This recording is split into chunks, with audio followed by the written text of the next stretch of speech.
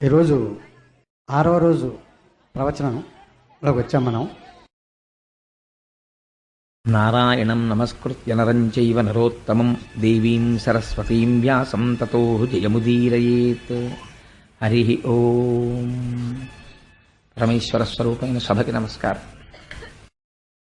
ప్రవచనానుకూల్యం కోసమని భాగవతాంతర్గతమైనటువంటి స్కంధములలో ప్రతిపాదింపబడినటువంటి విశేషాల్ని కొద్దిగా అటు ఇటు, అంటే ఇవాళ జరగవలసింది రేపు, రేపు జరగవలసింది ఇవాళ, అలా కొద్దిగా ఆనుకూల్యత కోసమని మారుస్తున్నాను. ఇందులో అంటే అలా ఎందుకు చేశారు అని మీకు అనుమానం రావచ్చు. ఒక విషయం చెప్తాను. శాస్త్రంలో అంటారు, ఒక ద్వాదశి తిథి నాడు ధ్రువోపాఖ్యానాన్ని ఎవరైనా విన్నట్టయితే వాళ్ళకి చెప్పినటువంటి ఫలితం అసలు నేను వర్ణించలేను. అలా ఎవరైనా జీవితంలో ఒక ద్వాదశి నాడు అసుర సంధ్య వేళలో ధ్రువోపాఖ్యానాన్ని వినాలి అని. అది కూడా భాగవతాంతర్గతంగా ధ్రువోపాఖ్యానం వినడం అంటే మాటలు కాదు. అది ఎన్నో జన్మల సుకృతం ఉంటే కానీ దొరికేటటువంటి ఫలితం కాదు అది. అందుకని మనకి ద్వాదశి చాలా దగ్గరలో ఉంది. భీష్మేకాదశి దాటితే ద్వాదశి వస్తుంది. అందుకని ధ్రువోపాఖ్యానాన్ని ద్వాదశి నాటి కట్టి పెడుతున్నాను. అందుకని అయ్యో పాపం ఇంతమంది ఆతృతగా కూర్చుంటున్నారు కదా, ఆ చెప్పింది ఏదో ద్వాదశి నాడు చెప్తే ద్వాదశి అసుర సంధ్య వేళలో ధ్రువోపాఖ్యానాన్ని వింటే ఎంతటి ఫలితం చెప్పారంటే ఇంకంతా ఇంత ఫలితం కాదు. అందుకని ఆయా తిథులకి కొన్ని కొన్ని సరిపోయేటట్టుగా సమన్వయం చేస్తున్నాం. ఇంకా ఇవాల్టి ప్రవచనానికి సంబంధించినంత వరకు చతుర్ముఖ బ్రహ్మగారి యొక్క శరీరంలోంచి కొంత సృష్టి జరిగింది అని మీకు నేను చెప్పాను. సృష్టి 10 విధములుగా ఉంటుంది. అండ సృష్టి, ఈశ్వరుడి సంకల్ప సృష్టి, మైథున సృష్టి, జంతు సృష్టి, ఇలా రకరకాలుగా ఉంటుంది. అందులో ఈశ్వరుడి యొక్క దేహములోంచి వచ్చినటువంటి సృష్టి కొంత ఉన్నది. అందులో 10 మంది ప్రజాపతుల్ని ఆయన తన శరీరములోంచి సృష్టించాడు.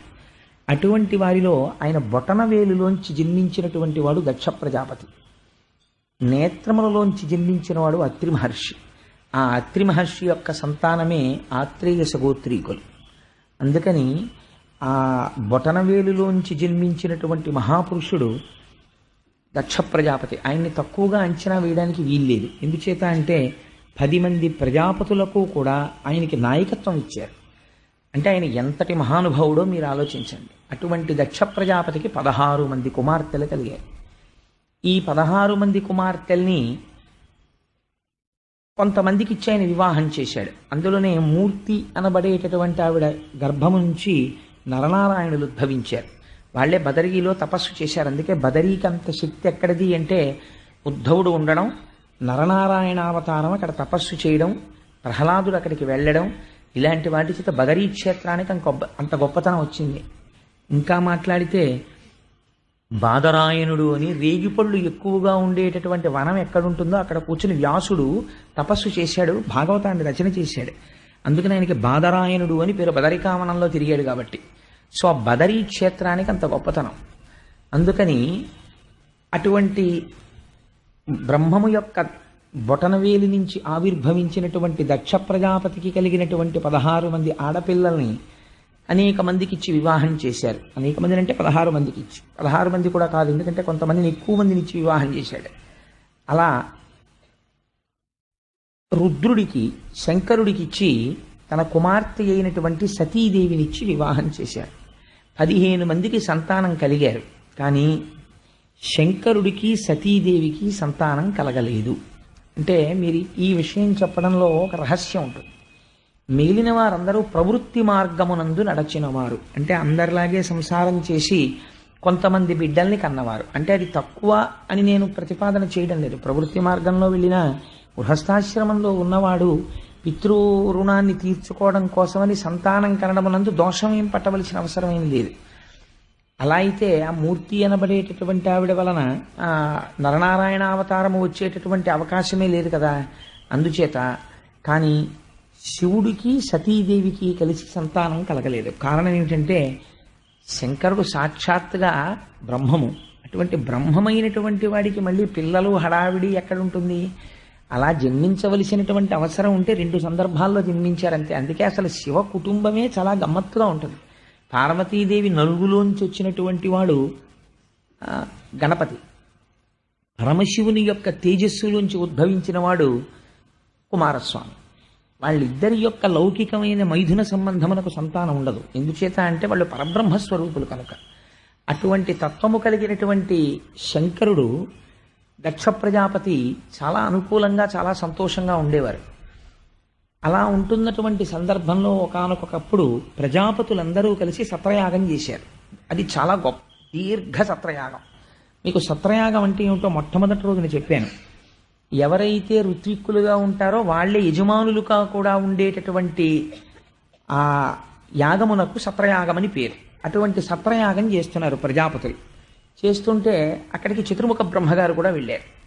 బ్రహ్మగారు కనపడితే అందరూ కూడా నమస్కారం చేస్తారు. ఎందుచేత అంటే ఆయన సృష్టికర్త, పెద్దవాడు ఇంటికి. ఇప్పుడు ఇంటికి పెద్ద ఆయన ఉన్నాడనుకోండి, ఒక శుభలేఖ ఆయన పేరు మీద వేస్తారు. అంటే నిజంగా ఆయన ఏం డబ్బంతా పెట్టేశాడనో లేకపోతే ఆయన వెళ్ళిపోయి పిలుపులన్నీ పిలిచేశాడనో కాదు, అది మర్యాద. ఇంటి పెద్ద పేరు మీద శుభలేఖ వేస్తారు. అలా చతుర్ముఖ బ్రహ్మగారు సృష్టికర్త, అందుచేత ఆయన పేరు చెప్తే గౌరవిస్తారు, ఆయన కనపడితే గౌరవిస్తారు. తప్పించి బ్రహ్మగారు అవమానపడ్డం అన్నది ఉండదు. అసలు మనకి శాస్త్రంలో ఏదైనా ఆపద వస్తే అందరూ ముందు బ్రహ్మగారి దగ్గరికి ఎడుతుంటారు. అంటే ఇంటి పెద్దని ఎలా ఆదరించాలో, ఇంటి పెద్దని ఎలా గౌరవించాలో మన పురాణం చెప్తుంది. నువ్వు కూడా లౌకికంగా తెలుసుకోవలసింది ఏమిటి అంటే అనుభవజ్ఞుడైనటువంటి నీ తండ్రిని లేదా నీ తాతని గౌరవించి వారి దగ్గర తెలుసుకోవాలి విషయాలు.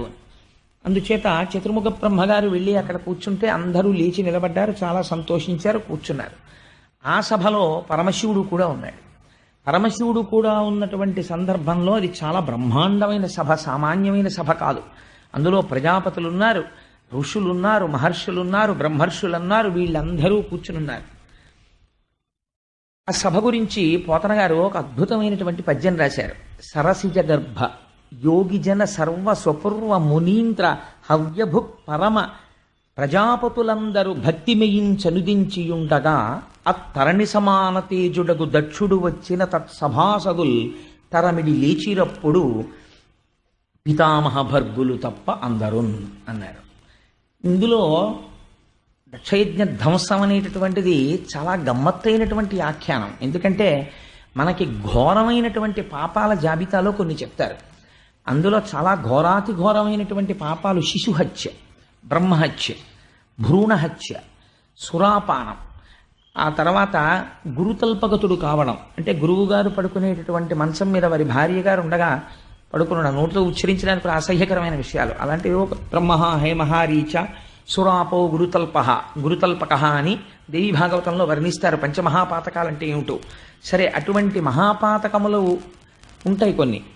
అటువంటి మహాపాతకముల జోలికి, మహాపాపముల జోలికి ఎవరు వెళ్ళరు.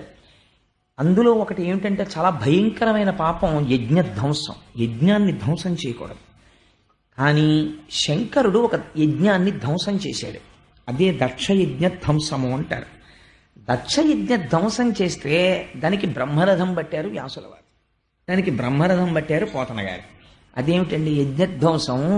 అసలు గొప్ప కథ ఎందుకు అవుతుంది? దాన్ని భాగవతంలో రాయడం ఏమిటి? దాన్ని మనం వినడం ఏమిటి? అది చెప్పుకోవడం ఏమిటి? దానివల్ల పుణ్యం వస్తుందా, పాపం వస్తుందా?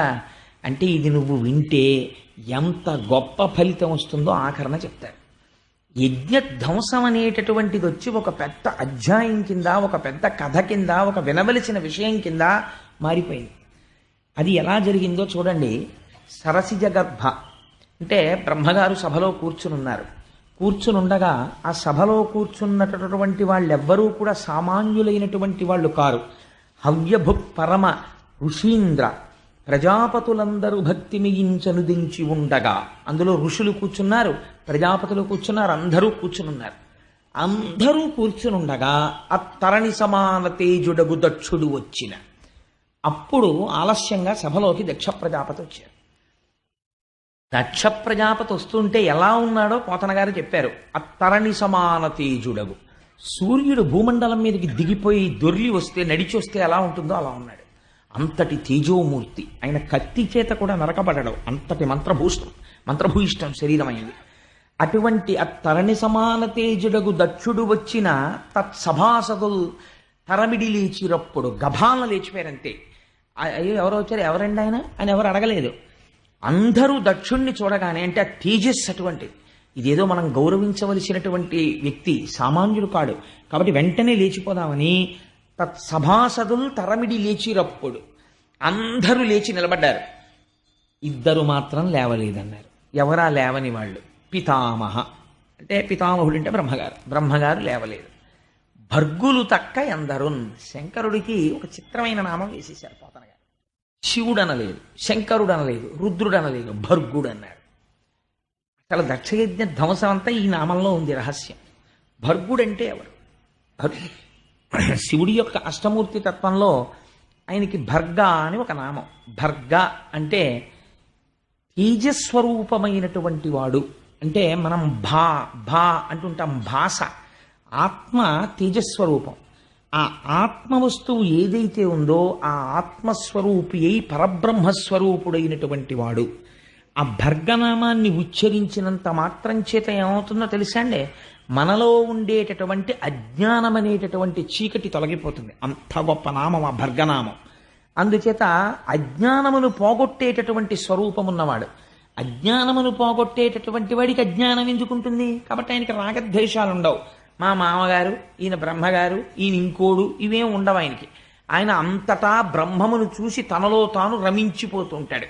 అందుకే ఎప్పుడు శంకరుడు పద్మాసనం వేసి కూర్చుని అర్ధనిమీలిత నేత్రుడై అలా తనలో తాను పరవశించిపోతూ, మన కోటకొమ్మన్ సెంటర్ దగ్గర ఉంటుందో బొమ్మ, ఇలా 2 చెంబులు పట్టుకుని 2 పాత్రలు తన పైన ఉన్నటువంటి చంద్రరేఖ నుంచి కరిగి కింద పడినటువంటి అమృతరసాన్ని పట్టుకుని ఒక చెంబుతో తీసి మళ్ళీ ఇలా పోసుకుంటూ ఉంటాడు. మళ్ళీ ఆ చెంబు ఇలా కింద పెడతాడు, ఈ చెంబుతో పోసుకుంటూ ఉంటాడు. అదే ఆపాతాళ నభస్థలంత భువన బ్రహ్మాండమావిస్ఫుర జ్యోతిస్ఫాటికలింగ బౌలి విలసత్ పూర్ణేందు వాంతామృతై అస్తోకప్లుతమేకమీశమనిశం రుద్రాను వాకాంజపం ధ్యాయే దీప్సిత సిద్ధయే ధ్రువపదం విప్రోభిషించేత్యవం బ్రహ్మాండ వ్యాప్తదేహ భసిత హిమరుచాభాసమానాభుజంగై కంఠే కాళాః కపర్దాః కలిత శశికళశ్చండ కోదండ హస్తాః త్రిక్షా రుద్రాక్షమాలా సులలిత వపుషశాంభవ మూర్తిభేదాః రుద్రాశ్రీ రుద్రసూక్త ప్రకటిత విభవాన ప్రయచ్చస్తు సౌఖ్యం అంటారు. ఆయన మీద చంద్రరేఖ ఉంటుంది ఎప్పుడు. ఈ బ్రహ్మాండమంతటా నిండిపోయి ఉంటాడు. నిండిపోయి ఉన్నవాడి మీద చంద్రరేఖ ఉంటుంది. ఆ చంద్రరేఖలో వచ్చి అమృతం పడుతూ ఉంటుంది. ఆ పడినటువంటి అమృత ధారల చేత తడిసిపోయి ఉంటాడు. ఆయన ఎంత చల్లగా ఉంటే మనందరం అంత చల్లగా ఉంటాం. అందుకే శివలింగానికి ధారాపాత్ర కట్టి ఓ దర్భ పెట్టి తడిసిపోయేటట్టు ఉంచుతారు. శివలింగం పొడిగా ఉండకూడదు. అభిషేకం మొదలు పెడితే మాత్రం పువ్వు బోర్లించి చెయ్యాలి. అందుకని అలా ధారాపాత్ర నుంచి నీరెప్పుడు పడుతూనే ఉంటుంది శివలింగం మీదకి. అంత చల్లగా ఉంటాడు ఆయన. ఆయన చల్లగా ఉంటే మనం చల్లగా ఉంటాం. చంటి పిల్లాళ్లాగా పరబ్రహ్మంలో రమించిపోతూ 2 చెంబులు పట్టుకుని 2 కలశలు, ఇందులో అమృతం తీసి ఇలా పోసుకుని మళ్ళీ చెయ్యిలా పెడుతూ ఉంటాడు. ఇందులోకి మళ్ళీ అమృతం నిండేలోగా ఈ పాత్రలో అమృతం ఇలా పోసుకుంటూ ఉంటాడు. పోసుకుంటూ అమృతము చేత తడిసిపోయినటువంటి దేహముతో ఉంటాడు ఆయన. అటువంటి వాడు మహాజ్ఞాని. ఆయన్ని తలుచుకుంటే చాలు జ్ఞానం ఇస్తాడు. అటువంటి శంకరుడు ఇప్పుడు అసుర సంధ్య వేళలో వెడుతూ ఉంటాడు ఆకాశ మార్గంలో. అందున వెళ్ళేటప్పుడు భూమండలం మీద ఆయన ఎక్కడ దిగడు. ఆయనకు అదొక లక్షణం ఉంది. శంకర భగవత్పాదులు ఒక చోట అంటారు, ఎక్కడ దిగుతాడంటే ఒకే ఒక్క చోట దిగుతాడు భారతఖండంలో. ఎక్కడ దిగుతాడంటే ఒక్క శ్రీశైలం కొండ మీద మాత్రం దిగుతాడట. మరి ఆయనకి ఏమిటో ఆ సంతోషం. శ్రీశైలే స్వర్ణశృంగే మణిగణరచితే కల్పవృక్షాళి శీతే అని సంధ్యారంభ విజృంభితం శృతిశిరస్థానాంతరాధిష్ఠితం సప్రేమ భ్రమరాభిరామవసకృత్సత్వాసనాశోభితం భోగీంద్రాభరణం సమస్త సుమన పూజ్యం గుణావిష్కృతం సేవే శ్రీగిరిమల్లికార్జున మహాలింగం శివాలింగితం అంటారు. అటువంటి స్వామి వృషభవాహనారూఢుడై అసుర సంధ్య వేళలో వెడుతూ ఉంటాడు. ఆ స్వామి కూర్చుని ఉంటే ఆయన భర్గుడు, ఆయన జ్ఞానం ఇచ్చేవాడు. జ్ఞానం ఇచ్చేటటువంటి వాడికి, ఆత్మస్వరూపి అయ్యున్నవాడికి గురువు శిష్యుడు, తండ్రి కొడుకు, మామ అల్లుడు, ఈ బంధాలు ఎలా ఉంటాయండి? ఆత్మస్వరూపుడై ఉంటాడు. ఇది చెప్పడానికే భర్గుడు తక్క అందరు. ఆయన దక్ష ప్రజాపతి అల్లుళ్ళ కూర్చోలేదు అక్కడ, మహాజ్ఞాని అయి కూర్చొని ఉన్నాడు. ఇలా కూర్చుని ఉండగా విశ్వం పశ్యతి కార్యకారణతయా స్వస్వామి సంబంధత శిష్యాచార్యతయా తథైవ పితృపుత్రాజ్ఞనాభేదత స్వప్నే జాగ్రతివా అని దక్షిణామూర్తి స్తోత్రంలో శంకర భగవత్పాదులు అంటారు. ఒకసారి ఆత్మతత్వం ఎరుకకు వచ్చిన తర్వాత తండ్రి కొడుకు ఎక్కడున్నాడు, గురువు శిష్యుడు ఎక్కడున్నాడు? ఉన్నదొక్కటే, ఆత్మ ఒక్కటే ఉన్నది. అలా ఆత్మస్వరూపమునందు రమించిపోయి తాను జ్ఞాని కాబట్టి అజ్ఞానమును మన్నించగలడు. అజ్ఞానమును మన్నించి అజ్ఞానమును దాహకత్వము తీసివేయగలిగిన వాడెవడో వాడికి భర్గుడని పేరు. అజ్ఞానిని చూసి ఆయన కూడా కోపడ్డాడు అనుకోండి, ఆయన కూడా అజ్ఞాని అయిపోయినట్టే లెక్క. ఆయన తన స్థానము నుంచి భ్రంశము కాడు, అలా కూర్చున్నవాడైతేనే భర్గుడు. ఎంత గొప్ప మాట అన్నారో చూడండి మహానుభావుడు. అత్తరణి సమాన తేజుడగు దక్షుడు వచ్చిన తత్సభాసదుల్ తరమిడి లేచిరప్పుడు పితామహ భర్గులు తక్క అందరున్. అందుచేత వాళ్ళిద్దరూ లేవలేదు. పితామహుడు లేవడు. ఎందుచేత అంటే ఆయన బ్రహ్మగారు, ఇంటికి పెద్దవాడు, అందుకని ఆయన లేవక్కర్లేదు.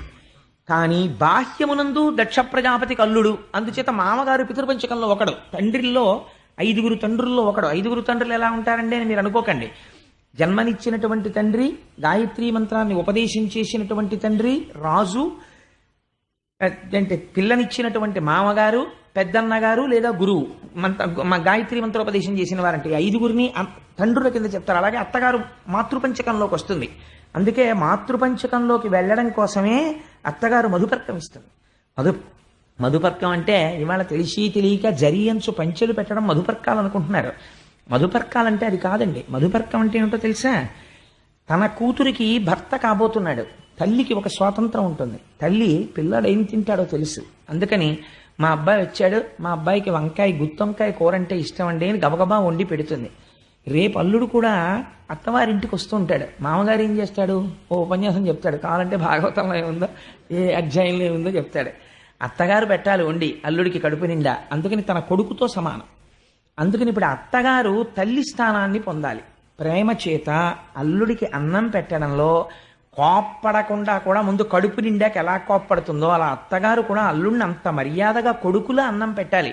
ఈ ప్రేమ నేను నీ యందు ప్రకటిస్తున్నానయ్యా, ఇంకా నువ్వు నాకు కొడుకుతో సమానం, నేను నీకు అమ్మతో సమానం. నువ్వు నన్ను స్వేచ్ఛగా, అత్తయ్యగారు నాకు మడత కాజా చేసి పెడుతురు, మీ కాజాలు బాగుంటాయని అడగచ్చు, నేను నీకు చేసి పెడతాను ప్రేమగా. మన ఇద్దరిది ఇక తల్లి కొడుకుల సంబంధం అని ఈ ప్రేమ వ్యక్తం చేయడానికి ఆవిడ తేనె పట్టుకొస్తుందో పాత్రలో తేవాలి. అసలు మొట్టమొదట అల్లుడు ఎదుర్కోలేని పెడతారు. ఆ వచ్చినప్పుడు దేని కొరకు అంటే అత్తగారి ప్రేమ ప్రకటించడానికి. మామగారు గౌరవం ప్రకటిస్తాడు, నారాయణుడు వస్తున్నాడు కాబట్టి. అత్తగారు మాత్రం అలా వెళ్ళదు. ఈవిడ లక్ష్మిగా వెళ్ళదు, ఈవిడ తల్లిగా వెడుతుంది. వెళ్ళి చిన్న గిన్నెతో తేనె పట్టుకెళ్ళి అరచేతిలో తేనె వేస్తుంది. వేస్తే అల్లుడు సంతోషంగా తేనె తీసుకుని అత్తగారి కాళ్ళకి నమస్కారం చెయ్యాలి. అమ్మా, మిమ్మల్ని మాతృపంచకంలోకి తీసుకున్నాను, ఇవాళ నుంచి మీరు మా అమ్మ అని. దాన్ని మధుపర్కం అంటారు వివాహంలో. అంతేగాని జరియంచు పంచట్లేదు, ఇంత అంచు లేదండి మా అల్లుడికి అని దెబ్బలాడుకోవడానికి మధుపర్కం కాదు. మధుపర్కం అంటే అలా పుచ్చుకున్నది మధుపర్కం. దానివల్ల ఆ శోభ కలుగుతుంది, ఆ ఆత్మీయత కలుగుతుంది. అందుకని ఇక్కడ ఈ అల్లుడు మామ సంబంధం విషయంలో దక్షుడికుందేమో మనసులో, శివుడికి లేదు. ఎందుచేత ఆత్మస్వరూపి అయి ఉన్నాడు. ఇలా కూర్చునుండగా పితామహుడు లేవడు, ఎందుకంటే ఆయన పెద్దవాడు. అందుకే ఆ పేరేశారు. చతుర్ముఖ బ్రహ్మ అనకూడదా, సరసిజ గర్భుడు అనకూడదా, లేదంటే వనజనాభుడు అనకూడదా, లేకపోతే ఏదో కమల గర్భుడు అనకూడదా, ఏదో పేరు పెట్టచ్చు బ్రహ్మగారికి. కానీ ఏమీ అనలేదు. అనకుండా ఆయనకి పితామహ అంటే పెద్దవాడు, గౌరవింపదగినవాడు. అందుకని ఆయన లేవకూడదు. రెండోవాడు లేవవలసిన వాడని మనకు అనిపించేవాడు అల్లుడు కాబట్టి, కానీ లేవడు. ఎందుకని? భర్గుడు, మహాజ్ఞాని, ఆత్మస్వరూపి. అందుకని పితామహ భర్గులు తప్ప అందరూ. ఎందుకంటే ఆ 2 మాటలు పట్టుకుని అలా కొట్టుకుంటారు మీరు అని అనుకోకండి. కథ అంతా దాని మీదే ఆధారపడి ఉంది, వెనకాతల ఆఖ్యానం అంతా. అందుకని పితామహ భర్గులు తప్ప అందరూ. వాళ్ళిద్దరూ లేవకపోతే దక్షుడు లోపలికి వచ్చేసాడు. లోపలికొచ్చి లేచిన వాళ్ళ వంక ప్రసన్నంగా ఏం చూడలేదు. లేవని వాళ్ళు ఎవరు సభలో చూశాడు. బ్రహ్మగారు లేవలేదు, పెద్ద పట్టించుకోలేదు. పితామహ బిరుదుంది కదా, ఆయన బొటన వేళ్ళలోంచి వచ్చాను ఊరుకున్నాడు. ఇటు చూశాడు ఎర్రటి కంటితో. అల్లుడు లేవలేదు. అల్లుడు కాబట్టి నాకు కొడుకుతో సమానం, నేను మామగారిని, పితృపంచకంలో ఒకండి, తండ్రి లాంటి వాడిని. మిగిలిన ఇంతమంది లేచారు, అల్లుడు లేవడానికి లేచి మామయ్యగారు నమస్కారం అని ఇలా అనద్దు, అనలేదు. చూసావా ఎంత అహంకారమో అనుకున్నాడు. కడుపులో దాచుకోలేకపోయాడు. ఇది అజ్ఞానం అంటే. కన్ను ఎర్రపడిపోవడమే అజ్ఞానం. కోపం వచ్చేసింది అంతే. ఒక్కొక్కరు చూడండి, నమస్కారం పెట్టలేదని కోపం పెట్టుకుంటారు కడుపులో. నమస్కారం అనేటటువంటిది respect cannot be demanded, it should be given voluntarily. స్వచ్ఛందంగా ఇవ్వాలి. ఒకరిని చూస్తే ఒకరికి నమస్కారం స్వచ్ఛందంగా పెట్టబుద్ధి వెయ్యాలి. అంతేగాని ఫలానా వాడు నాకు నమస్కారం పెట్టలేట్లేదని కక్ష పట్టడం మరింత నమస్కార యోగ్యతని కోల్పోవడం. అందుచేత నమస్కారం ఫలానా వాడు పెట్టలేదని ఇంతమంది సభలో పెట్టని వాడిని గుర్తుపట్టాడంటే ఎంత అజ్ఞానంతో వచ్చాడో చూడండి దక్ష ప్రజాపతి.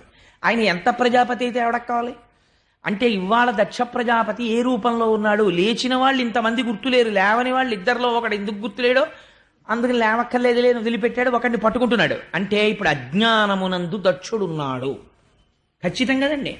లేకపోతే ఫలానా ఆయన సభలో నేను వచ్చినప్పుడు లేవట్లేదు ఆయన మీద కక్ష పెట్టాడంటే తను జారిపోతున్నాడా అవతలవాడు జారిపోతున్నాడా?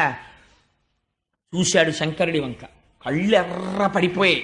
క్రోధంతో సభలో ఉన్న వాళ్ళందరినీ చూసి ఒక మాట అన్నాడు, వీడెవరు అన్నాడు. అంటే వాళ్ళు ఆశ్చర్యపోయారు, ఇదేమిటి అల్లుడు కదా ఎవరంటాడేమిటి, కాళ్ళు కడిగి కన్యాదానం చేశాడు, వీడెవరు అని అడుగుతాడేమిటి అని. శివుడు నవ్వుతూ కూర్చున్నాడు. అర్థమైంది, ఓహో నమస్కారం పెట్టలేదు కదా, కోపం వచ్చింది. అంటే పాపం వాళ్ళు లేచి అన్నారు శివుడండి అన్నారు. మరి అడిగిన వాడిని చెప్పకపోతే వాడి మళ్ళీ ఆయన మీద ఏం కోపం వస్తుందో, అందుకని వీడెవరు అన్నాడు. అంటే చెప్పాలి కదా, అదేమిటంటే నేను మనసులో అనుకున్న శివుడండి అన్నారు. ఆ మాట అనేటప్పటికి ఇంకా సర్రం అన్నాడు, శివుడా అన్నాడు. శివుడు అంటే మంగళములను ఇచ్చువాడు అని అర్థం. ఆయన ఎప్పుడు మంగళములనే చేస్తాడు, అమంగళం చెయ్యడం ఆయనకి చేత కాదు, అసలు ఆయన చెయ్యడు. అందుకని ఆయనకి శివుడని పేరు. ఆ పేరు చెప్పేటప్పటికి కోపం వచ్చిందంతే. ఆయన అన్నాడు, అనయములుప్త క్రియాకలాపుండు, మానహీనుండు, మర్యాద లేనివాడు, మత్త ప్రచారుండు, దిగంబరుండు, భూత ప్రేత పరివృతుండు, ఉన్మత్తనాథుండు, భూతిలిప్తుండు, అస్థిభూషణుండు. ఎంత దారుణమైన మాటలు వాడాడో చూడండి. ప్రమథ భూతనాథుండు, భూతిలిప్తుండు, అస్థిభూషణుండు, దుష్ట హృదయుండు, నష్ట హృదయుండు, నష్ట శౌచుండు, దుష్ట హృదయుండు, ఉగ్ర పరేత భూ నికేతనుండు, వితత స్రస్త కేశుండు. అశుచి అయిన ఇతనికి శివుడను ప్రమాదమిట్లు కలిగే, అశివుడైన ఇతనిని శివుడని పిలిచి వేదంబు శూద్రునికిచ్చినట్లు అన్నాడు. ఎవడు రావి శివుడని పిలిచినవాడు? అనయము లుప్త క్రియాకలాపుండు, మానహీనుండు, మర్యాద లేనివాడు. వీడు శివుడా? అనయము లుప్త క్రియాకలాపుండు. లుప్త క్రియాకలాపుండు అంటే అసలు ఏ పని చేయనివాడు. ఏమిటి కోపం, లేచి నమస్కారం పెట్టలేదు. వీడికి పని ఉండదు పాడుండదు, అలా కూర్చుంటాడు. వీడు ఏ పని చేయడు. అనయము లుప్త క్రియాకలాపుండు. మీరు చాలా జాగ్రత్తగా వినాలి, ముందు నేను తిట్లు చెప్పేస్తాను. ఎందుకంటే పోతన గారు అన్నారు, వ్యాసుల వారును, ఇది దక్షుని చేత పరమశివుని పట్ల క్రోధంబుతో చేసినటువంటి ఈ వ్యాఖ్య ఎందయో స్తోత్రంబై పరంగే అన్నారు. అది ఎలా జరిగింది అన్నది తర్వాత వివరణ చేస్తాను. ముందేమన్నాడంటే అనయము లుప్త క్రియాకలాపుండు. కోపం వచ్చేసింది అనుకోండి అల్లుడు గారి మీద, పనా పాడ అలా పురాణాలకు పోతుంటాడు అంటాడు మామగారు. అందుకని అనయము లుప్త క్రియాకలాపుండు, వీడికేం పని పాడు లేదు. మానహీనుండు, వీడికి మానం మర్యాద ఏం లేవు. ఎందుకని? ఆయన దిగంబరుండు, బట్టకట్టుకోడు. మానహీనుండు, మర్యాద లేనివాడు. ఇక్కడ బయటపడిపోయాడు స్పష్టంగా. ఏమిటి మర్యాద? తనకి దండం పెట్టలేదు. అందుకని మానహీనుండు, మర్యాద లేనివాడు. అక్కడతో ఊరుకున్నాడా? ఊరుకోలేదు. మత్త ప్రచారుండు, ఎప్పుడు మదించినటువంటి వాడు ఎలా ఉంటాడో పిచ్చాడు అలా తిరుగుతుంటాడు. మత్త ప్రచారుండు, ఉన్మత్త ప్రియుండు, పిచ్చి వాళ్ళందరినీ వెంటేసుకు తిరుగుతుంటాడు. అలాంటి వాళ్ళంటే వీడికి ఇష్టం. ఉన్మత్త ప్రియుండు, దిగంబరుండు, బట్టే కట్టుకోడు. దిగంబరుండు, భూత ప్రేత పరివృతుండు, ఎప్పుడు చుట్టూ భూతాల్ని ప్రేతాల్ని పిశాచాల్ని పెట్టుకు తిరుగుతాడు. భూత ప్రేత పరివృతుండు. ఉన్మత్తన తామస ప్రమథ గణ నాథుండు, తామసమైనటువంటి ప్రమథగణాలకన్నింటికీ కూడా నాథుడై ఉండేటటువంటి వాడు. భూతిలిప్తుండు, శ్మశానంలో కాలినటువంటి శవానం యొక్క బూడిదని తీసి ఒంటికి రాసుకుంటాడు. భూతిలిప్తుండు, అస్థిభూషణుండు, ఆ శవం కాలిపోయిన తర్వాత ఉన్న ఎముకలు తీసి దండ కొట్టుకుని మెళ్ళలో వేసుకుంటూ ఉంటాడు. భూతిలిప్తుండు, అస్థిభూషణుండు. అక్కడతో ఊరుకున్నాడా? నష్ట శౌచుండు, అసలు వీడికి శౌచమే లేదు. అంతమునందు లేదు, బాహ్యమునందు లేదు, రెండింటి యందు శౌచం లేదు. నష్ట శౌచుండు, దుష్ట హృదయుండు, మంచి హృదయం కాదు, చాలా దుష్టమైనటువంటి హృదయం ఉన్నవాడు. నష్ట శౌచుండు, దుష్ట హృదయుండు, ఉన్మత్తనాథుండు, పిచ్చాళ్ళందరికీ వీడి నాయకుడు. ఉన్మత్తనాథుండు, ఉగ్ర పరేత భూ నికేతనుండు, శవాలన్నింటినీ ఎక్కడ కాలుస్తారో అందరూ ఎక్కడికి వెళ్ళడానికి భయపడతారో అటువంటి శ్మశానంలో తిరిగేవాడు. ఉగ్ర పరేత భూ నికేతనుండు, వితత స్రస్త కేశుండు, జుట్టు దువ్వుకోవడమే చేత కాదు, ఎప్పుడు జడలు కట్టేసి పెద్ద జటాజూటం ఒకటి కట్టుకు తిరుగుతుంటాడు. వితతస్రస్త కేశుండు, లేదా ఇలా చిమ్ముకుని విరజిమ్ముకుని తిరుగుతుంటాడు. అందుకని వితతస్రస్త కేశుండు. అశుచి, అసలు చూస్తేనే భయం వేస్తుంది, ముట్టుకోబుద్ధి ఏదో, అమంగళకరుడు. అశుచి అయిన ఇతనికి శివుడను ప్రవాదమెట్లు కలిగి. ఇతనికి శివుడని పేరు ఎవరు పెట్టారు? ఎలా మంగళకరుడు. వీణ్ణి పట్టుకుని శివుడని పిలిస్తే నాకేమని పిలుస్తోందో తెలుసా? అశివుడైన ఇతనిని శివుడని పిలుచుట వేదంబు శూద్రునకిచ్చినట్లు. యజ్ఞోపవీతం లేనివాడికి, ఉపనయన సంస్కారం జరగని వాడికి, స్వరం తెలియని వాడికి వేదం పట్టుకెళ్ళి ఇచ్చినట్టుంది వీడిని శివుడని పిలవడం. ఎవడు పిలిచాడు వీడిని శివుడని? ఎంత దారుణంగా మాట్లాడాడో చూడండి. అంత భయంకరమైన శివనింద చేశాడు. ఇదంతా చేస్తున్నప్పుడు శంకరుడు ఏం చేస్తున్నాడు అంటే చాలా సంతోషంగా నవ్వుతూ కూర్చున్నట్టే కుర్చీలో. ఈయన మాత్రం చాలా తిట్టేశాడు. తిట్టేసిన తర్వాత కోపం ఆగుతుందండి. అయితే నేను ఇక్కడ ఒక్క మాట చెప్పాలి. సాధారణంగా ఏమిటంటే కోపంలో ఉండేటటువంటి లక్షణం ఒకలా ఉంటుంది. మనం ఎవరి మీదన్నా చాలా కోపంతో ఉన్నాం అనుకోండి, ఆ ఎదురుగుండా కూర్చున్నాడు అనుకోండి, పిల్లాడి మీదే కోపంగా ఉంది, పిల్లాడిని వీడు స్కూల్కి వెళ్ళాడు, చదవాడు, హోంవర్కులు చేయట్లేదు అని తండ్రి తిట్టేస్తుంటే వాడు తలంచుకుని ఇలా రాస్తున్నాడు అనుకోండి, మంట వచ్చేస్తుంది తండ్రికి. చూడు ఎన్నన్నా మాట్లాడు, ఒక్క తలుగు అంటాడు కోపం వచ్చేసి. అదే తిరిగి ఏదో మాట్లాడాడు అనుకోండి, ఆ కోపం కొంత డిఫ్యూజ్ అవుతుంది. అయ్యో తప్పు అయిపోయిందండి నాన్నగారండి, ఇంక నుంచి చదువుకుంటానండి ఏదో అంటే వెంటనే కొంచెం తగ్గుతాడు. అలా మాట్లాడకపోతే అది ఉధృతం అయిపోతుంది ఆ కోపం. చూడు ముచ్చులో ఎలా కూర్చున్నాడో అంటారు. ఆయన పాపం నవ్వుతూ కూర్చున్నాడు, భర్గుడు కాబట్టి ఈయనకి ముచ్చులా కనపడుతున్నాడు ఆయన మాట్లాడని. ఈయన చేసినటువంటి స్తోత్రం ఎలా అయింది? ఇదొక విచిత్రమైన విషయం. అనయము లుప్త క్రియాకలాపుండు. దీన్నే పార్వతీదేవితో తర్వాత చెప్తాడు శంకరుడు. లుప్త క్రియాకలాపుండు అంటే మనకి రెండు మార్గములు ఉంటాయి. ఒకదాన్ని ప్రవృత్తి మార్గం అంటారు, ఒకదాన్ని నివృత్తి మార్గం అంటారు.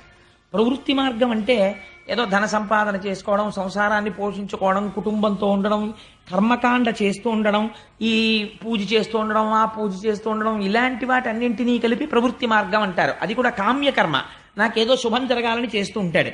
నివృత్తి మార్గం అని ఉంటుంది. నివృత్తి మార్గంలో తాను ఏమీ చేయడు. బ్రహ్మమును తెలుసుకొని జ్ఞాన మార్గంలో తాను బ్రహ్మమును తెలుసుకొని బ్రహ్మయై బ్రహ్మవిత్ బ్రహ్మైవ భవతి. బ్రహ్మమును తెలుసుకున్నవాడు బ్రహ్మమే అవుతాడు. రేపు వస్తారు కదా తత్వవిధానంద సరస్వతి, ఎటువంటి మహానుభావులు వరుణ్ణి సర్వకాలముల యందు ఇక్కడ లోకమంతటా దర్శనం చేస్తూ ఉంటారు. అలా ఉండగలిగినటువంటి మహాపురుషులు ఎవరుంటారో వారిని నివృత్తి మార్గమునందున్నవారు అంటారు. వారు శరీరంతో ఉన్నన్నాళ్ళు నివృత్తి మార్గంలో ఉంటారు తప్ప ప్రవృత్తి మార్గంలోకి వాళ్ళు వెళ్ళరు. వాళ్ళ జీవితం చాలా గమ్మత్తుగా ఉంటుంది.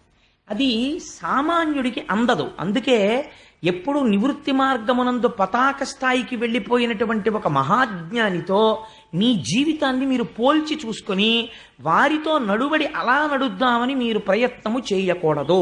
మీకు ఒక ఉదాహరణ చెప్తాను. నివృత్తి మార్గం అంటే ఎంత భయంకరంగా ఉంటుందో. ఆ స్థాయికి వెళ్ళిన వాడికి అది చాలా హాయిగా ఉంటుంది. అలా వెళ్ళని వాడికి దాన్ని అనుకరించలేడు. నివృత్తి మార్గంలో వెళ్ళిపోయినటువంటి మహాపురుషుణ్ణి చూసి నేను ఆయనలా ఉన్నాను అనుకుంటే అదొక భ్రమ అయిపోతుంది. అలా ఉండకూడదు. భక్తితో అనుసరించాలి. అనుసరిస్తే ఒకనాడ జ్ఞానం వస్తే నువ్వు ఆ స్థితికి వెడతావు. రమణ మహర్షి అరుణాచలం కొండ మీద ఉన్నారు.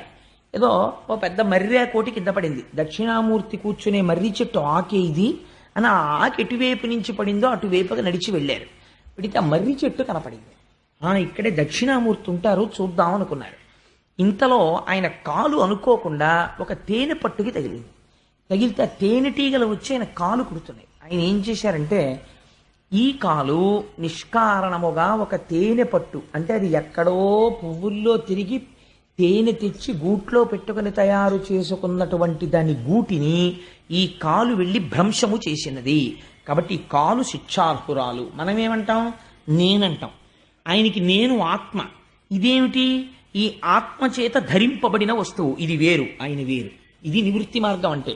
కాబట్టి ఇది శిక్షార్హురాలు, కాబట్టి ఇది శిక్ష అనుభవించాలి అని ఆ కాలెత్తి ఒక రాతి మీద పెట్టారు.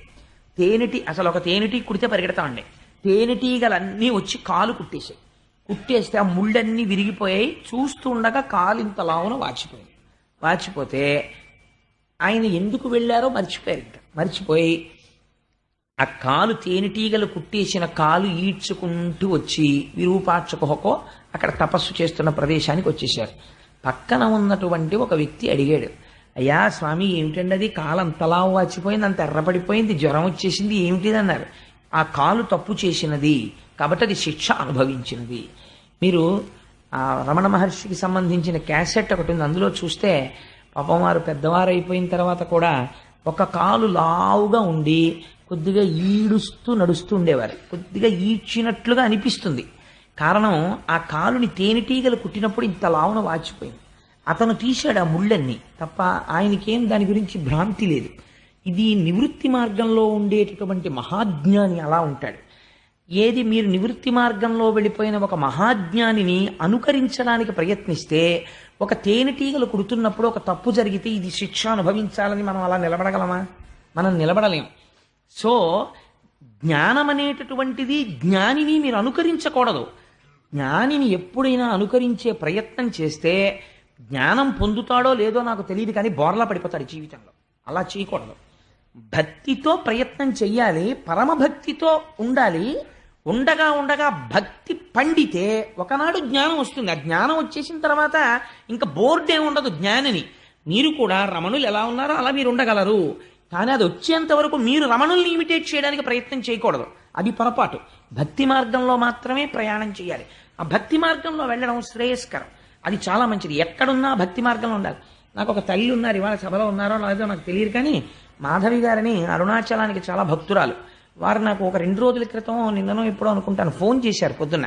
ఆ తల్లి అన్నారు నాతోటి, కోటేశ్వరరావు గారు మేము 15 మంది ఉపన్యాసానికి వస్తున్నాం, వచ్చేటప్పుడు మేము ఏం చేస్తున్నామంటే ఇంటి దగ్గర బయలుదేరుతూ రమణాశ్రమం దగ్గర మేము గిరి ప్రదక్షిణానికి బయలుదేరుతున్నాం అని నమస్కారం చేసుకుని గబగబ గబగబ నడుచుకుంటూ ఇక్కడికి వచ్చేస్తున్నాం.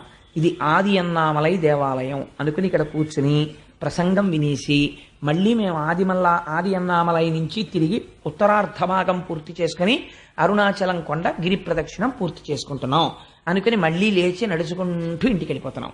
ఇంటికి వెళ్ళిపోయి అమ్మయ్య గిరి ప్రదక్షిణం అయిపోయిందని ఒక్కసారి అరుణాచలం కొండ తలుచుకుని నమస్కారం చేసుకుని కాటేజ్లోకి వెళ్ళిపోతున్నాం, రమణాశ్రమంలోకి వెళ్ళిపోతున్నాం, ఇంట్లోకి వెళ్ళిపోతున్నాం. భావన మాత్రం చేత ఏమైంది? మీరు గిరి ప్రదక్షిణం చేస్తున్నారు.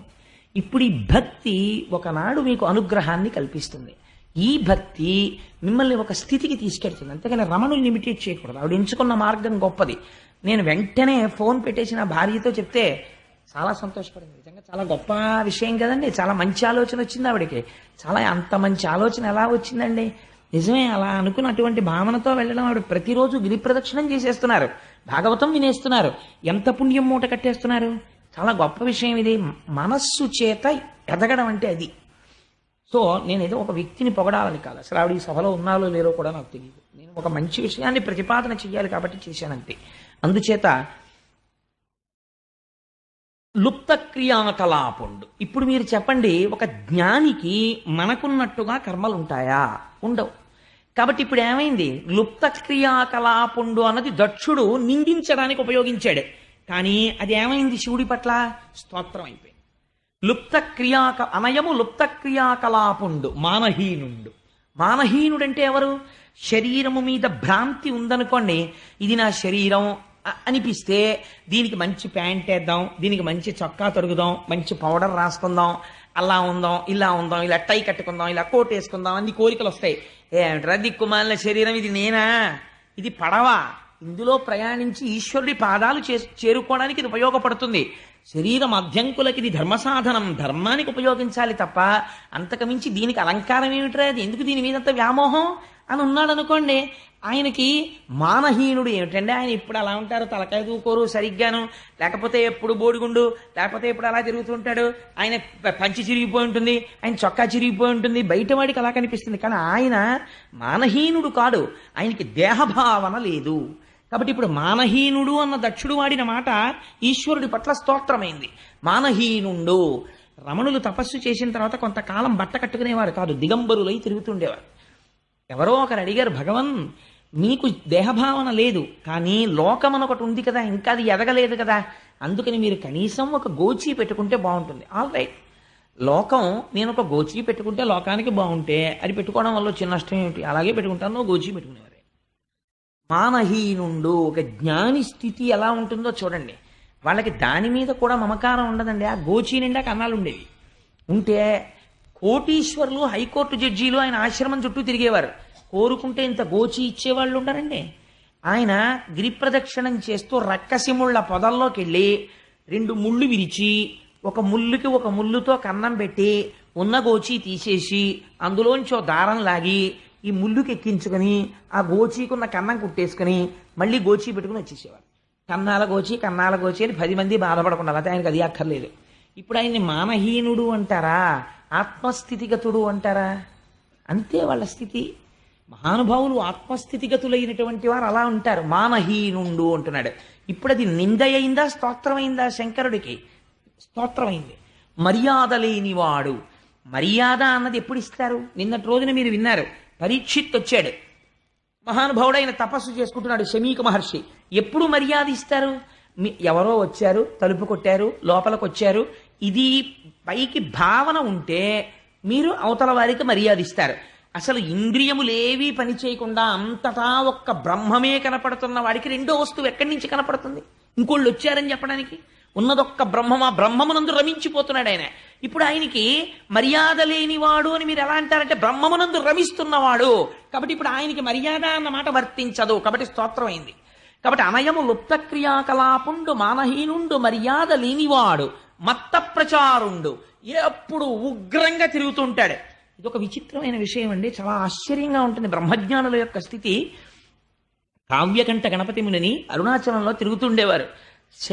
పరమశివుడికి గురించి చెప్పేటప్పుడు అరుణాచలాన్ని అనుసంధానం చేస్తే ఆ నామము విన్నంత మాత్రము చేత పాపములు పటాపంచలవుతాయి. అందుకని అరుణాచలాన్ని ఎక్కువ కలుపుతున్నాను ఇవాళ. కావ్యకంఠ గణపతి ముని కంచిలో ఉండేవారు. అమ్మవారి దర్శనం అయింది ఆయనకి.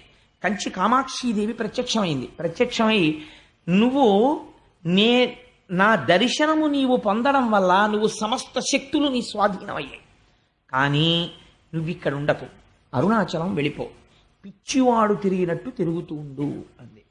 అంటే ఆయన నడుస్తుంటే, ఆయన చూస్తుంటే ఎలా ఉండేదంటే, కావ్యకంఠ గణపతి మీద కాదు, శేషాద్రి స్వామి వారు తిరుగుతుంటే అందరు అనుకునేవారు, ఏమిటో బాబా అంత ఉగ్రంగా ఉంటాడు, అలా తిరుగుతుంటాడు అనుకునేవారు. ఆయన తనకున్న శక్తులు బయటపడకుండా ఇలా కూర్చుని ఉండేవారు ఎప్పుడు. ఇప్పటికీ మీకు అరుణాచలంలో కొన్ని క్యాంటీన్స్లో కనపడతాయి, వారి పేరు మీద ఆశ్రమం ఉంది. ఇప్పటికీ రాత్రింబవళ్ళు ఆ సమాధిలోంచి శక్తి తరంగాలు బయటికి ప్రసారం అవుతూ ఉంటాయంటారు. ఈసారి నాతో వచ్చిన వాళ్ళు 100 మంది అరుణాచలంలో శేషాద్రి స్వామి కాటేజెస్లోనే ఉన్నారు. అందుచేత ఉన్మత్త ప్రియుండు. ఇప్పుడు చెప్పండి, మత్త ప్రచారుండు. ఆయన ఎలా ఉంటాడు చూడ్డానికి? ఉగ్రంగా తిరుగుతున్నట్టు ఉంటాడు. కారణం ఏమిటి? అసలు బాహ్య సంబంధం ఏమీ లేదు. ఎప్పుడు బ్రహ్మమునందు రమించిపోతూ ఆనందంతో తిరిగేస్తుంటాడు. వెర్రి ఆనందంలో ఉన్నాడు అనుకోండి, వాడు పిచ్చాళ్ళే ఉంటాడు. మీరు ఎప్పుడైనా చూడండి, ఓ పిల్లాడు ఎక్స్పెక్ట్ చేయలేదు, వాడు అసలు ఎప్పుడు నోరు విప్పి మాట్లాడ్డు, ఎప్పుడు చూసినా ఇలా రైటింగ్ ప్యాడ్ ఎట్టుకుని ఇలా ఓ లెక్కలు చేసేస్తుంటాడు. ఆ పిల్లాడికి తండ్రి ఫోన్ చేశాడు, రే హైదరాబాద్ నుంచి ఇప్పుడే తెలిసింది న్యూస్, ఎంసెట్లో నీకు స్టేట్ ఫస్ట్ వచ్చిందని. ఎప్పుడు నోరెత్తిని మాట్లాడే పిల్లాడి అపార్ట్మెంట్లో ఒక్కసారి ఆహూ ఆహా అని అరిచాడు. బయటికి వచ్చిన నిక్కరేసుకుని పరిగెత్తుకుంటూ వచ్చేసాడు. వాళ్ళ తలుపులు కొట్టేశాడు, వీళ్ళ తలుపులు కొట్టేశాడు, వాచ్మెన్ని కౌగిలించేసుకున్నాడు, ఎదురింటి వాళ్ళ కుక్కని ముద్దెట్టేసుకున్నాడు, అక్కడెక్కడో వెళ్ళిపోతున్న పిల్లని ఎత్తేసుకున్నాడు. ఇటు వీడికి ఏం వెర్రి పట్టిందా బాబు, చదివి పిచ్చి వచ్చేసిందా అనుకుంటారు. ఎందుకు అలా ఉన్నాడు వాడు? ఇవాళ గొప్ప ఆనందాన్ని పొందేశాడు వాడు. యోగరతో వా భోగరతో వా సంగరతో వా సంగ విహీన యస్య బ్రహ్మణి నమతే చిత్తం నందతి నందతి నందచ్చేవ. ఆ బ్రహ్మానందమును పొందినటువంటి వాడు అలా తిరుగుతుంటాడు. అందుచేత శంకరుడు బ్రహ్మానందమును పొందుతున్నవాడు, ఆత్మయందు స్థితిగతుడు, ఆత్మస్వరూపి. ఇంత పిసరు కల్తీ అందులో ఉండదు. కాబట్టి ఇప్పుడు ఆయన నిర్గుణ చైతన్యమై ఉన్నాడు, లింగస్వరూపి అయి ఉంటాడు. అందుకని ఆయన ఎలా ఉంటాడు? మత్త ప్రచారుండు, ఉన్మత్త ప్రియుండు. ఇదో విశేషణం వేసి పారేశాడు. పెచ్చాళ్ళకి ఇష్టం రా నువ్వంటే, మామూలు వాళ్ళు ఎవరు నేను ఇష్టపడరా అన్నాడు. ఉన్మత్త ప్రియుండు. ఉన్మత్తుడు అంటే ఎవరో తెలుసా అండి? ఆయనకి శివాష్టోత్తర శతనామ స్తోత్రంలో ఆయనకు అదో పేరు, ఉన్మత్త ప్రియాయ నమః. అందుకే ఉమ్మెత్త పూలతో పూజ ఇంకెవరికి లేదు, శివుడి కోడికే. పిచ్చివాణ్ణి మీరు ఎప్పటికీ అర్థం చేసుకోలేరు. ఎందుకని అంటే వాడికి ఏదో భావన ఉంటుంది, కానీ వాడు చేస్తున్న పని మీకు అర్థం కాదు. అలాగే బ్రహ్మజ్ఞాని చేసేటటువంటి పని మీకు అర్థం కాదు. రామకృష్ణ పరమహంస చీకటి పడిన తర్వాత బాగా చీకటిగా మారేడు దళాల చెట్లుండి ఇంతంత ముళ్ళు ఇలా కిందకున్న చోటికి ఆ గుబుర్లలోకి వెడుతుండేవారు. ఒకసారి వాళ్ళ మేనల్లుడికి అనుమానం వచ్చింది, ఎక్కడికి వెడుతుంటాడో చూద్దాం అసలని చీకట్లో రామకృష్ణ పరమహంస వెంట వెడుతుంటే రామకృష్ణ పరమహంస జంజం తీసేసి ఓ ముళ్ళుకి పెట్టేసి ఉన్న గోచి విప్పేసి అవతల పారేసి ఆ ముళ్ళల్లోకి వెళ్ళిపోతుంటే ఇంతంత మారేడు దళాల చెట్ల ముళ్ళు వీపు గీరేస్తున్నాయి. రక్తం ఓడిపోతూ వెళ్ళిపోయి చెట్టు కింద కూర్చుని తపస్సు చేసుకుంటున్నారు. వాళ్ళు అటువంటి నిశ్శబ్దాన్ని కోరుకుని బ్రహ్మమును అనుభవిస్తారు. ఆ ఆనందాన్ని అక్కడ అనుభవిస్తారు వాళ్ళు. ఇప్పుడు ఇది బయటవాడికి ఎలా ఉంటుందండి? పిచ్చేళ్లే ఉంటుంది. అందుకే పెద్దలు అన్నారు, రామకృష్ణ పరమహంసకు పట్టిన పిచ్చి నాకెప్పుడు పడుతుందో అన్నారు. ఇన్ని జన్మలకు అలా బ్రహ్మము గురించి తాపత్రయపడేది. ఇప్పుడు చెప్పండి, ఉన్మత్త ప్రియుండు బ్రహ్మజ్ఞానులైనటువంటి వాళ్ళు ఈశ్వరుణ్ణి కొలుస్తారు. అందుకే జ్ఞానము కావలసిన వాడు శంకర శివారాధనం చేస్తుంటాడు. అందుకని ఉన్మత్త ప్రియుండు, దిగంబరుండు, బట్ట కట్టుకోడు. దానికి రెండు అర్థాలు. అసలు నిజానికి ఈ పద్యం ఒకటే నెలలు చెప్పచ్చు. అంటే అలా ఏం నేను చెప్పను, కంగారు పడకండి. దిగంబరుండు, దిగంబరుండు అంటే అంతటా వ్యాపించేశాడు కాబట్టి దిక్కులను వస్త్రముగా కట్టుకున్నవాడు కాదు. కాదు, మీరు ఒక్కటి ఆలోచించండి. నేను కొంచెం ఇలా చెప్పానని నన్ను అన్యథా భావించకండి. ఒక స్త్రీ కొన్ని కోట్ల రూపాయలు విలువైన బంగారు ఆభరణాలు ధరించింది, కానీ బట్ట కట్టుకోకుండా బయటికి వచ్చింది. ఏమంటారు? ఛీ, మాన మర్యాదలు లేవురా, వస్త్రం ధరించకుండా బయటికి వచ్చింది అంటారు. ఒక స్త్రీ పసుపు తాడు మెళ్ళో వేసుకుని నల్లపూసలు వేసుకుని 30 రూపాయల చీర కట్టుకుని బయటికి వచ్చింది, మానవతి రావిడ అంటారు. ఎందుచేత అంటే ఈ శరీరము వేరొకరిని గౌరవించవలసి, ఈ శరీరము వేరొకరిని ఆకర్షిస్తోంది అన్న భావన ఉన్నంత కాలము దీనికి వస్త్రం అవసరము. బాహ్యమునందు, ఆంతరమునందు దీనికి భక్తి అన్న వస్త్రం అవసరము. ఇప్పుడు శంకరుడు బట్ట కట్టుకోవడానికి ఆయన మీద ఎవరున్నాడని ఆయన కొలుస్తాడు? ఉన్నది ఆయన ఒక్కడే, పరబ్రహ్మం. మీరు అందుకే అదేమిటండి నిన్నవరకు నారాయణుడు అన్నారు కదా అనుకోకండి. నారాయణ శివ రెండు ఒకటే తత్వం. అందుకని ఇప్పుడు ఆయన ఎవరిని కొలవాలి? ఇంకా ఆయనకి భక్తి ఏంటి? అందుకని ఆయనకి భక్తి వస్త్రం కట్టుకోడు. తాను పొందవలసిన వేరొకడు లేడు కాబట్టి ఇది దిగంబరుడు అంటే. కాబట్టి దిగంబరుండు, భూతప్రేత పరివృతుండు, ఎప్పుడు భూతాల్ని ప్రేతాల్ని వెంట పెట్టుకు తిరుగుతుంటాడు. మీరు ఒకటి బాగా ఆలోచించండి. సాధారణంగా శివుణ్ణి నింద చేసేవాళ్ళు ఈ మాట అంటుంటారు, పిశాచాల్ని వాటిని పెట్టుకు తిరుగుతుంటాడని. నేను ఒక మాట అంటాను. ఒక మాస్టర్ ఒక ఆయన ఉన్నాడు, చాలా గొప్పగా పాఠం చెప్తాడు. ఆ పాఠం చెప్పే మాస్టారు 95 మార్కులు 96 మార్కులు తెచ్చుకునే పిల్లల్ని మాత్రమే అభిమానిస్తాడు. 35 మార్కులు వచ్చే పిల్లవాడి వంక ఇలా కన్నెత్తి కూడా చూడ్డం, వాళ్ళ హోంవర్క్ పుస్తకం చూడ్డం, వాడికి ఇంకొక మాట పాఠం చెప్పడం. వాడు లేచి ఏదైనా డౌట్ అడిగితే చిన్నోర్మై నీకు వచ్చే మార్కులు ఎన్ని కూర్చో అన్నాడు అనుకోండి. అంటే ఆ 35 మార్కులు వచ్చేటటువంటి వాడికి ఈయన ఎప్పటికైనా టీచర్ కాగలడా? ఎప్పటికీ కాలేడు. ఆయన 95 96 మార్కులు వచ్చే ఒకరిద్దరికే ఆయన టీచర్ అంతే. మరి కింద పడిపోయిన వాడికి కూడా ఒక అధ్యాపకుడు ఉండాలి కదా, ఆశ్రయించడానికి ఎవరో ఒకరు ఉండాలి కదా. భక్తులైన వారు మాత్రమే ఆశ్రయిస్తే ప్రపంచంలో భూతాలు ప్రేతాలు అవి కూడా జీవులే, అవి కూడా సృష్టిలో ఉన్నవే. మరి అవి ఎవరిని ఆశ్రయించి మళ్ళీ మంగళత్వాన్ని పొందుతాయి? అంటే అరమరికలు లేకుండా. అందుకే జగత పితరౌ వందే పార్వతీ పరమేశ్వరౌ అని పేరు. తండ్రికి ఓ 3 కొడుకులు పుట్టారనుకోండి. పెద్ద కొడుకు ఐఏఎస్ అయ్యాడు, ఒక పెద్ద పోస్ట్లో ఉండి chief secretary to government of Andhra Pradesh అయ్యాడు. రెండో ఆయన ఐపీఎస్ అయ్యాడు, ఆయనేమో ఏదో కర్ణాటక స్టేట్లో డైరెక్టర్ జనరల్ ఆఫ్ పోలీస్ అయ్యాడు. మూడో ఆయనకి అక్షరం ముక్క రాలేదు, ఒక 6-7 కొట్లకెళ్ళి 6-7 కొట్లల్లోనూ పద్దులు రాసుకుని జీవితం గడుపుతున్నాడు. మీరు ఆలోచించండి, తండ్రి ఆ ఐఏఎస్ని ఐపీఎస్ని తన షష్ఠి పూర్తికి పిలిచి, మూడో వాడిని నువ్వు మాత్రం పొరపాటున కూడా రాకురే, నీకు చదువు రాలేదు, నువ్వేమో 4 కొట్లల్లో పద్దులు రాసుకుంటున్నావు అని అంటాడా? అనడు. ముందెవరిని పిలుస్తాడో తెలుసా అండి?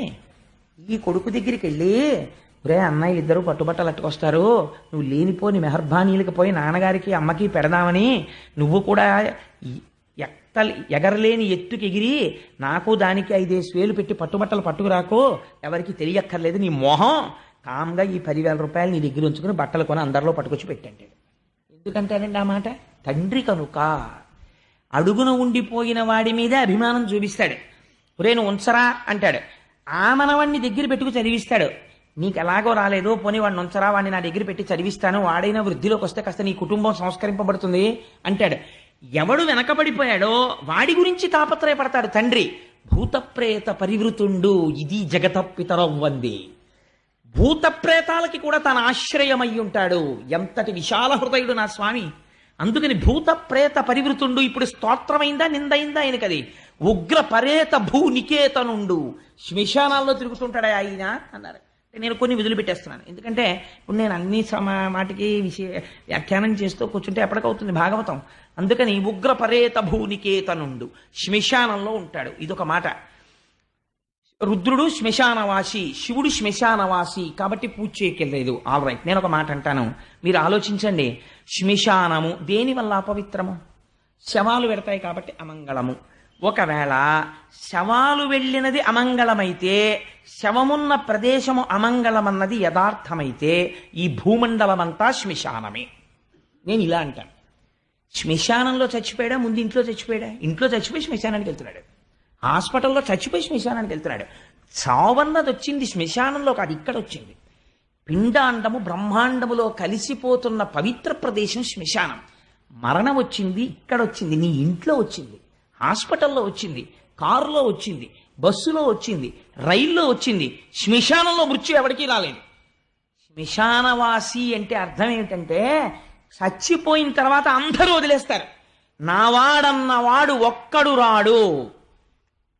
జీవుడు కాయము వీడి జీవుడతి కంపిత చిత్తత నెగుచుండవో నాయనయంచు ఎచ్చు నిజ నందన నందినులైన కాని కందోజిని భాష్పముల్ తొలుక దుఃఖ మహాంబుది సొచ్చు పత్నియం కాయము వీడి రారు కథ చేసిన పుణ్యము కర్మము తప్ప శంకర. ఎంత గొప్ప మాట అండి నిజంగా. నా భార్య అంటాడు. దుఃఖ మహాంబుది సొచ్చు పత్నియం. ఆయన ఆఖరి ఊపిరి అయిపోతుంటే, ఎగ ఊపిరి వచ్చేస్తుంటే గుండెలు బాదుకుంటూ ఏడుస్తూ నిలబడిపోతుందంతే ఆవిడ. ఏం చేయగలదు అంతకన్నా? కొడుకు ఎక్కడి వరకు వస్తాడు? శ్మశానం వరకు వచ్చి అంచేష్టి చేసేస్తాడు. వాడు తిరిగి వెళ్ళిపోతాడు. 11వ రోజున బట్టలు పెట్టుకొచ్చి బావమరిది పెట్టేస్తాడు. అప్పుడు ఇంకా తోడొచ్చేవాడు ఎవడన్నా ఉంటే, నీకేం భయం లేదు నాన్న, ఇంత పుణ్యం చేశావే, జీవితంలో ఒక్కసారి శివా అన్నావు, అలా అన్నందుకు ఇది విడిచిపెట్టి వెళ్ళిపోయేటప్పుడు నీకు తోడుగా నేనున్నాను అని చెప్పడానికి నేనున్నానని అక్కడ తానున్నాడు. రోజు మీరున్న ఊళ్ళో కనపడ్డ వాళ్ళు మీకు గొప్ప కాదండి. మీరు ఒక రైల్వే స్టేషన్లో భయంకరమైనటువంటి ప్రమాదం జరిగి ఏమీ తెలియని చోట మీరు రైళ్లు దిగిపోయి ఒంటి నిండా దెబ్బలతో పడిపోయి ఉన్నటువంటి స్థితిలో, మీ భార్య లేదు, బిడ్డలు లేరు, సెల్ ఫోన్ ఎక్కడో పడిపోయింది, ఎక్కడ చూసినా ఆర్తనాదాలు, ఏడుపులు తప్ప ఇంకొకటి లేని స్థితిలో, అప్పుడు గబాలన ఏమండి మీరా అని ఎవరో వచ్చి పలకరించి, మీరు నాకు బాగా తెలుసండి, బెంగ పెట్టుకోకండి, నా దగ్గర రొట్టె ఉంది, నాకు దెబ్బలు తగలలేదు అని మీకు దెబ్బలు తుడిచి కట్టుకట్టి మీకు రొట్టె పెట్టిన వాడు మీకు ఎంత ఆత్మబంధువుగా కనపడతాడు. ఎవ్వరూ రాక అందరూ వదిలేసిన చోట నా స్వామి అండగా ఉండి చెయ్యి పట్టుకుంటున్నాడు. ఇది బంధుత్వమా, రక్షకత్వమా, ద్రోహబుద్ధ? ఆయనకి అమంగళత్వం అంటగడతావా? ఎంత సాహసం నీకు! అలాగైతే మంగళత్వము అమంగళత్వము ప్రపంచం అంతా ఉంది. ప్రపంచంలో జీవులు చచ్చిపోని ప్రదేశం ఒకటి నాకు చూపించండి, అప్పుడు దేశమంతా శ్మశానమే. కాబట్టి మొత్తం భూమండలం అంతా అమంగళం అయి ఉండాలి. లేదా అది అమంగళం కాకపోతే ఇదంతా అమంగళం కాకుండా ఉండాలి. ఏదో ఒక మాట ఉంటుంది అంతే తప్ప అది అమంగళం ఇది సుమంగళం అని నువ్వు అనకు. ఇది ఎలా మంగళం అవుతుంది? అంతా అమంగళమే అలాంటప్పుడు, ఎందుకంటే అన్ని చోట్ల చచ్చిపోతున్నారు కాబట్టి ఇప్పుడు ఏమైంది? ఉగ్ర పరేత భూ నికేతనుండు. ఆయనంత ఔదార్యం ఉన్నవాడు, ఆయనంత రక్షకుడు ఎక్కడున్నాడు? ఇది తండ్రితనం అంటే. తండ్రి ఎప్పుడొస్తాడండి? ఎవ్వరూ రానటువంటి స్థితిలో కష్టంలో పడిపోయి ఉంటే వచ్చేవాడు ఎవరో తెలుసా అండి? తండ్రి ఒక్కడే. మీరు ఎప్పుడైనా పేపర్లో చదవండి, 100 హత్యలో ఎక్కడో చేసి మోస్ట్ వాంటెడ్ లిస్ట్లో ఉండి ఆఖరికి ఆ వ్యక్తి దొరికి జైలుకు పట్టుకెళ్ళిపోతుంటే అందరూ వీడు దొంగ దొంగ దొంగ అంటుంటే, అప్పుడు కూడా వాళ్ళు కన్న కొడుకుతనాన్ని చూసి ఏడిచేటటువంటిది, ఉరి తీసేస్తే ఆ శవం కోసం ఆ జైలు బయటకు వచ్చి కూర్చుని ఏడిచేది తల్లిదండ్రులే. నా స్వామి రుద్రభూమిలో ఉంటాడంటే అది కారణం. అయ్యయ్యో ఇంత శరీరం ఇచ్చాను రా, ఏమీ చేయలేకపోయాడు, పోన్లే నేనున్నాను నాన్న, బెంగెట్టుకోకోసారి కనపడదామని అక్కడ ఉంటాడు ఆయన. ఎంత మంగళప్రదుడండి ఆయన. ఉగ్రపరేత భూ నికేతనుండు వితత స్రస్త కేశుండు. జుట్టు విరబోసుకుని ఉంటాడని తిట్టాడు, కానీ అందులో ఒక గొప్ప శబ్దం ఉంది. కపర్దీ అని ఆయనకి పేరు. ఆయన పెద్ద జటాజూటంతో ఉంటాడు కాబట్టే గంగని పెట్టాడు. లేకపోతే గంగ ఎక్కడి నుంచి వస్తుంది? సగరపుత్రులు ఎలా తరిస్తారు? అటువంటి వాడు, ఆ వ్యోమకేశుడైనటువంటి వాడు ఎవరున్నాడో మీకు ఒక మాట చెప్పాలంటే తీర్థయాత్ర చేసేటప్పుడు తీర్థయాత్ర ఫలితములు మీకు రావు. ఎందుకో చెప్పనా? మీరు ఒక నదీ స్నానానికి వెడతారు, నేను స్నానం చేశాను అనుకుంటారు, మీకు ఆ ఫలితం ఇవ్వరు. ఎందుకు ఇవ్వరంటే నదీ స్నానం చేసేటప్పుడు నియమం ఉంది. ఒక మంత్రం చెప్తూ గట్టునున్న ఇసుక తీసి నదిలోకి విసిరి స్నానం చేయాలి. మనందరం కాకి స్నానం చేస్తాం, సంకల్పం లేని స్నానం చేస్తాం. కాబట్టి ఇలా మీరు స్నానం చేసి ఒడ్డుకు రాగానే ఫలితం అన్న అక్కడ ఒక కృత్య తిరుగుతుంటుంది. బ్రహ్మగారు సృష్టించిన కృత్య కళ్ళకి కనపడదు, అది తింటుంది, ఆ పుణ్యాన్ని తిని బతుకుతూ ఉంటుంది. దానికి అదే పని, నదిలో ఒడ్లని తిరుగుతూ ఉంటుంది. అది పుణ్యం రాకుండా మీ పుణ్యాన్ని తినేసేటటువంటి కృత్య మీరు నదులలో స్నానం చేసినప్పుడు మీకు ఆ శ్లోకాలు తెలియవు, మీకు ఆ మంత్రాలు తెలియవు. తెలియకపోయినా మీరు ఒక క్షేత్రాన్ని దర్శనం చేసి విడిచిపెట్టేసే ముందు కపర్ది అన్నారనుకోండి, శంకరుడి జటాజూటం తలుచుకుని నమస్కారం చేస్తే మీరు వెళ్ళినటువంటి ఆ క్షేత్ర ఫలితమును కృత్య ముట్టుకోలేదు, మీ పుణ్యం మీకే ఉంచుతాడు. ఇప్పుడు ఇది పవిత్రమా అపవిత్రమా? ఆయన జుట్టు ఇంతటి పవిత్రత కలిగినటువంటి జటాజూటం కాబట్టి వితతస్రస్తకేశుండు అని ఇన్ని మాటలని ఆ కర్ణం ఒక మాట అన్నాడు, అశివుడు. అసలు శివుడు ఏమిట్రైన అశివుడు అన్నాడు. మంగళప్రదుడు కానివాడిలా పైకి కనపడతాడు, కానీ ఆయన చేసేవన్నీ మంగళాలే. పైకి అమంగళంగా కనపడతాడు, కానీ అన్ని మంగళప్రదమైన పనులే చేస్తాడు. అశివుడైన ఇతనికి శివుడను ప్రమాదమెట్లు కలిగే అని ఇన్ని మాటలంటే నిజంగా మంగళం చేసేవాడే కాబట్టే, అంత మహాజ్ఞాని కాబట్టి ఇన్ని అన్న తర్వాత తిరగబడిపోయాడు అనుకోండి శివుడు కూడా. అప్పుడు ఇంకా మీకు శివుడిని పట్ల నింద స్తోత్రం ఎలా అవుతుంది? అందుకే ఆయన ఏమీ అనలేదు, అలా నవ్వుతూ కూర్చున్నాడు అంతే.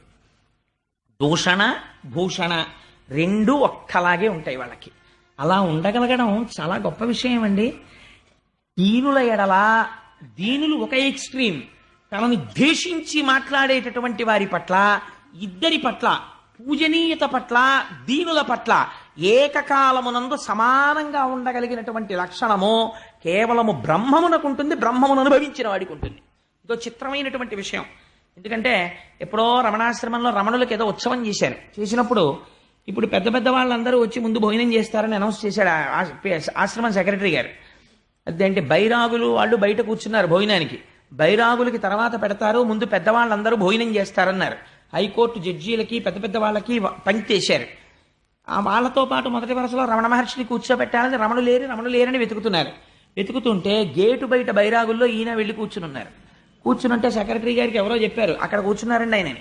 పరిగెత్తుకుంటూ వెళ్ళి దేవుడు భగవాన్ ఇక్కడ కూర్చున్నారన్నారు. బైరాగులకు తర్వాత అన్నారు కదా, అందుకని నేను ఇక్కడ కూర్చున్నానన్నారు. ఎంత ఆశ్చర్యం చూడండి. రేపు వస్తారే తత్వవిధానంద సరస్వతి మహారాజ్, ఆయన్ని నేను అపర సుఖ బ్రహ్మ అని ఎందుకన్నానో తెలుసా అండి? అనవసరంగా నేను ఎవరిని పొగడను. తెగడకుండా ఉండేటటువంటి అదృష్టం నా నోటికి ఈశ్వరుడు ఇచ్చి నన్ను ధన్యుణ్ణి చెయ్యాలి.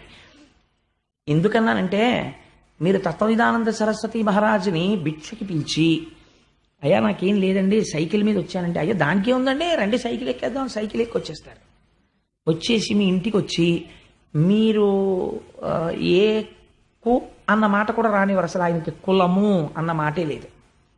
ఎవరెవరివ్వండి, ఆయన భిక్ష పెట్టినప్పుడు ఈశ్వరుడు పెట్టాడు అంతే. అందరితో కలిసి అందరూ చూస్తూ ఉండగానే భిక్ష స్వీకరిస్తారు. నిన్నటి రోజున మీరు చూశారు కదమ్మా మా ఇంట్లో. తప్పించి ఆయనకి చాటు మాటు గోప్యం అలాంటివి ఏమి ఉండవు. అందరితో పాటు తింటారు. బ్రహ్మం ఏం తింటోందో నేను అది తింటున్నాను, ఈశ్వరుడు తింటున్నాడు అంతే, నేను తింటలేదు. అంత ఈశ్వర భావనతో ఉంటారు. ఒకరిని పిలవలసి వస్తే అసలు సాధారణంగా పేర్లు కూడా ఉపయోగం, మహాత్మా అని పిలుస్తూ ఉంటారు. ఇది బ్రహ్మమునందు రమించడం. నేనైతే యథార్థంగా ఏమనుకున్నానో తెలుసా అండి? తత్వవిధానంద సరస్వతి కాకినాడ 4 రోజులు ఇంత అమెరికా పర్యటన చేసి రావడం అన్నది కేవలం ఒక మిష. అసలు తత్వవిధానంద సరస్వతి మహారాజ్ ఈ ఊరు రావడం వెనకాతల కృష్ణ భగవానుని యొక్క కటాక్షం ఉంది అని అనుకుంటున్నాను. ఎందుకనంటే రేపు భీష్మ ఏకాదశి పర్వదినం నాడు తెలిసో తెలియకో నా బిడ్డలందరూ భాగవతం వింటున్నారు. భీష్మ ఏకాదశి నాడు మధ్యాహ్నం వారి దర్శనం ఇప్పించాలి, వారి అనుగ్రహ భాషను ఇప్పించాలి అనే ఈశ్వరుడు వారిని రప్పించాడు. రేపటి రోజున మనకి దర్శనం ఇస్తున్నారు. ఎవ్వరూ విడిచిపెట్టకండి. గంగా స్నానం కన్నా పవిత్రం వారి దర్శనం. తప్పకుండా అందరం కలిసి విష్ణు సహస్రనామ స్తోత్రం చేసి వారి దర్శనం చేసుకుని వారి అనుగ్రహ భాషణాన్ని విందాం. అందుకని రేపటి రోజున మనకి జరగబోతున్న దర్శనం శుకబ్రహ్మ దర్శనమే, నాకేం అనుమానం లేదు అందులో. సో నేను ఎందుకు ఈ మాట చెప్పానంటే ఉగ్ర పరేత భూ నికేతనుండు ఇన్ని మాటలు వాడి అశివుడైన ఇతనికి శివుడను ప్రమాదం ఎట్లు కలిగే. వాళ్ళకంటే లోపల ఒకటి దాచుకోవడం బయటకొకటి ఉండడం ఉండదు. ఎంత గోప్యం లేకుండా ఎంత చక్కగా అరమరికలు లేకుండా కలిసిపోయి ఉంటారు. అలా ఉండడం ఒక్క బ్రహ్మజ్ఞానికి మాత్రమే సాధ్యమవుతుంది. అటువంటి శంకరుణ్ణి పట్టుకుని ఇన్ని మాటలు అన్నాడు. ఆయన ఏం మాట్లాడలేదు, కోపం వచ్చేసింది. కోపం వచ్చేసి అన్నాడు, ఇన్ని మాటలన్నా నువ్వు పలకలేదు, లేవలేదు, నమస్కరించలేదు, కాబట్టి నిన్ను శపిస్తున్నాను. ఇవ్వాల్టి నుంచి జరిగేటటువంటి యజ్ఞయాగాది క్రతువుల యందు నీకు హవిర్భాగము లేకుండుగాక అని శపించాడు. ఈశ్వరుడికి హవిర్భాగం లేనప్పుడు ఇంకా యజ్ఞం ఏమిటి, యాగం ఏమిటంటే అది యజ్ఞయాగాదులు అనిపించుకుంటాయి, అవి అదో అజ్ఞానం అంతే. కాబట్టి తన పరిధిని దాటిపోయాడు. దాటిపోయి నీకు యజ్ఞములందు హవిస్సునందు భాగము లేకుండుగాక అని శపించి అక్కడి నుంచి కదిలిపోయాడు. కదిలిపోయి మంచి వేగంతో విస్సురుగా లేచి ఇంటికి వెళ్ళిపోయాడు. వెళ్ళిపోతే అప్పుడు కూడా శంకరుడు ఏమనలేదు. అది విచిత్రం. ఇంత కోప్పడితే, ఇంత శపిస్తే ఏమీ అనలేదు, అలా ఊరుకున్నాడు. అగ్నిహోత్రానికి తగులుతుందండి. మీరు అగ్నిహోత్రంలోకి పట్టుకెళ్ళి దిక్కుమాలిన అగ్నిహోత్రాన్ని కొబ్బరి చెప్పు పెట్టి కొట్టారనుకోండి, కొబ్బరి చెప్ప కాలిపోతుంది అంతే. తప్పించి దానికి ఏమవుతుంది? అది రగిలిపోతున్న బ్రహ్మం, అది దానికి శాపం ఏం తగులుతుంది? అది అర్థం చేసుకోలేకపోయాడు, తను పాడైపోతాడని తెలుసుకోలేకపోయాడు. అయిపోయింది. కానీ లోకంలో ఒక విచిత్రమైనటువంటి తీరుంటుంది. అసలు వాళ్ళు బాగానే ఉంటారు, అక్కర్లేని వాళ్ళకి లేనిపోనేటటువంటి భేషజాలు ఎక్కువగా ఉంటాయి. శివుణ్ణి దక్షుడు తిడుతుంటే భృగువుకి సంతోషం కలిగింది. భృగువుకి సంతోషం కలిగి ఆయనకి కొంచెం విష్ణు ప్రీతి ఎక్కువ భృగువుకి. అందుచేత శివుడు విష్ణువు కన్నా భేదం అనుకున్నాడు. అనుకుని శివుణ్ణి తిడుతుంటే ఇలా సంజ్ఞ చేశాడు దక్షుడికి. ఓ కానీ కానీ కానీ అన్నాడు. ఇవన్నీ చూశాడు నందీశ్వరుడు. ఈయనకి శివుడంటే ఇష్టం, నందికి వాహనం కదండి. ఈయనకి కోపం వచ్చింది, ఎక్కడ లేని కోపం. మా శంకరుణ్ణి పట్టుకుని ఇంతంత శాపాలు ఇన్నిన్ని మాటలు అంటాడా, నేను శపిస్తున్నాను దక్షుణ్ణి. ఏమిటో తెలుసా? దక్షుడు ఇవ్వాల్టి నుంచి సంసారమునందు పడిపోవుగాక, భార్య యందు రమించుగాక, కామమునకు వశుడగుడుగాక, ఆహారము మధురమైన ఆహారములు తినడం, రకరకములైన ఆహారములు తినడమును ఎందు వ్యగ్రత కలుగుగాక, వేదము చేత ప్రతిపాదింపబడినటువంటి పూర్వభాగమునందున్న కర్మయందు లంపటుడగుగాక, దక్ష ప్రజాపతిని అనుసరించిన వాళ్ళకి కూడా కర్మలు తప్ప నివృత్తి మార్గమునందు ఆసక్తి కలుగుకుండుగాక, వారికి మోక్షము రాకుండుగాక, నిరంతరము కర్మ పుణ్యము మళ్ళీ సుఖము మళ్ళీ అనుభవించడం, మళ్ళీ జన్మ, ఇలా వాళ్ళు జన్మ చక్రమునందు తిరుగుతుందురుగాక అని ఇన్ని శాపాలు నందీశ్వరుడు ఇచ్చేశాడు. దక్షుడు ఎన్ని తిట్టాడో నందుడు ఎన్ని శాపాలు ఇచ్చాడు. ఎప్పుడైతే నందీశ్వరుడు ఇన్ని శాపాలు ఇచ్చాడో భృగువు కోపం వచ్చింది, ఆయన లేచాడు. ఎలా అయిపోతుందో చూడండి సమాజం, ఎలా అయిపోతుందో చూడండి ప్రపంచం. దక్షయజ్ఞం మనకి నేర్పుతుంది. ఇందులో అసలు విష్ణు స్వరూపం కానీ శివస్వరూపం కానీ ఏమైనా మాట్లాడుతున్నాయా? ఏమీ లేదు, నవ్వుతూ కూర్చున్నారు వాళ్ళు. ఆయన రాలేదు, ఈయన మాట్లాడలేదు. పోనీ నందీశ్వరుని శహబాష్ భలే చేసేవారో బాబు, నేనేమనలేకపోయాను కానీ అనలేదు. అది విచిత్రం. ఆయన అలాగే ఉన్నాడంతే. ఈ భృగువు లేచాడు. లేచి అవని ధూర్జటి వ్రతులకు వారు ఎవరైతే ఈ భూమండలం మీద శంకరుడు యొక్క వ్రతాన్ని అవలంబిస్తారో అటువంటి వారు, వారిని అనుసరించడి వారు అటువంటి వారిని అనుసరించి ఎవరు పెడతారో వారు తత్శాస్త్ర పరిబంధులైన వారు. అటువంటి వారు వేదమునందు విరక్తి కలిగి వేదమును దూషించి కర్మకాండని నిరసించి వారందరూ కూడా జడులై విభూతి పెట్టుకుని జటలు వేసుకుని ఉన్మత్తుల వలె భూమి మీద తిరిగెదరుగాక అని అవని పాషండుల ఎదరని శపించే, అంటే వేద విరుద్ధమైనటువంటి స్థితిని వాళ్ళు పొందుతారని ఆయన శాపం ఇచ్చాడు. భృగువు ఇటు శపించాడు, నందీశ్వరుడు అటు శపించాడు. సభలో పెద్ద కోలాహలం రేగిపోయింది. నవ్వుతూ లేచి శివుడు ఇంటికి వెళ్ళిపోయాడు. చిత్రం ఏమిటంటే ఒక్క మాట మాట్లాడలేదు. ఇంత గొడవ ఇంటికి వెళ్ళిపోయిన తర్వాత ఎవరు ఎదురొస్తారండి? సహజంగా పార్వతీదేవి ఎదురొస్తుంది. పార్వతీదేవి ఎదురొచ్చిన తరువాత శంకరుడు ఏమనాలి? ఇవాళ సభలో ఎంత అల్లరైందో తెలుసా, మీ నాన్నగారు నన్ను ఏమన్నారో తెలుసా అని జరిగిందంతా చెప్పాలి కదా పార్వతీదేవికి. ఆయన అసలు చెప్పలేదు. అంటే ఎందుకు చెప్పలేదండి? ఇక్కడికి వెళ్ళలేదు. ఇక్కడికి ఏది విడుతుందో అది కదా మనం చెప్తాం. ఆఫీస్ నుంచి ఇంటికి వస్తూనే ఈశ్వరి నీకు మంచి వార్త చెప్తాను, ఇలా రండి, ఉండండి బాబు కాఫీ పెడుతున్నానంటే పెడదల దిక్కుమాల కాఫీ, ఇలా నీకు మంచి విషయం చెప్తాను. ఎప్పుడు పిలుస్తావు?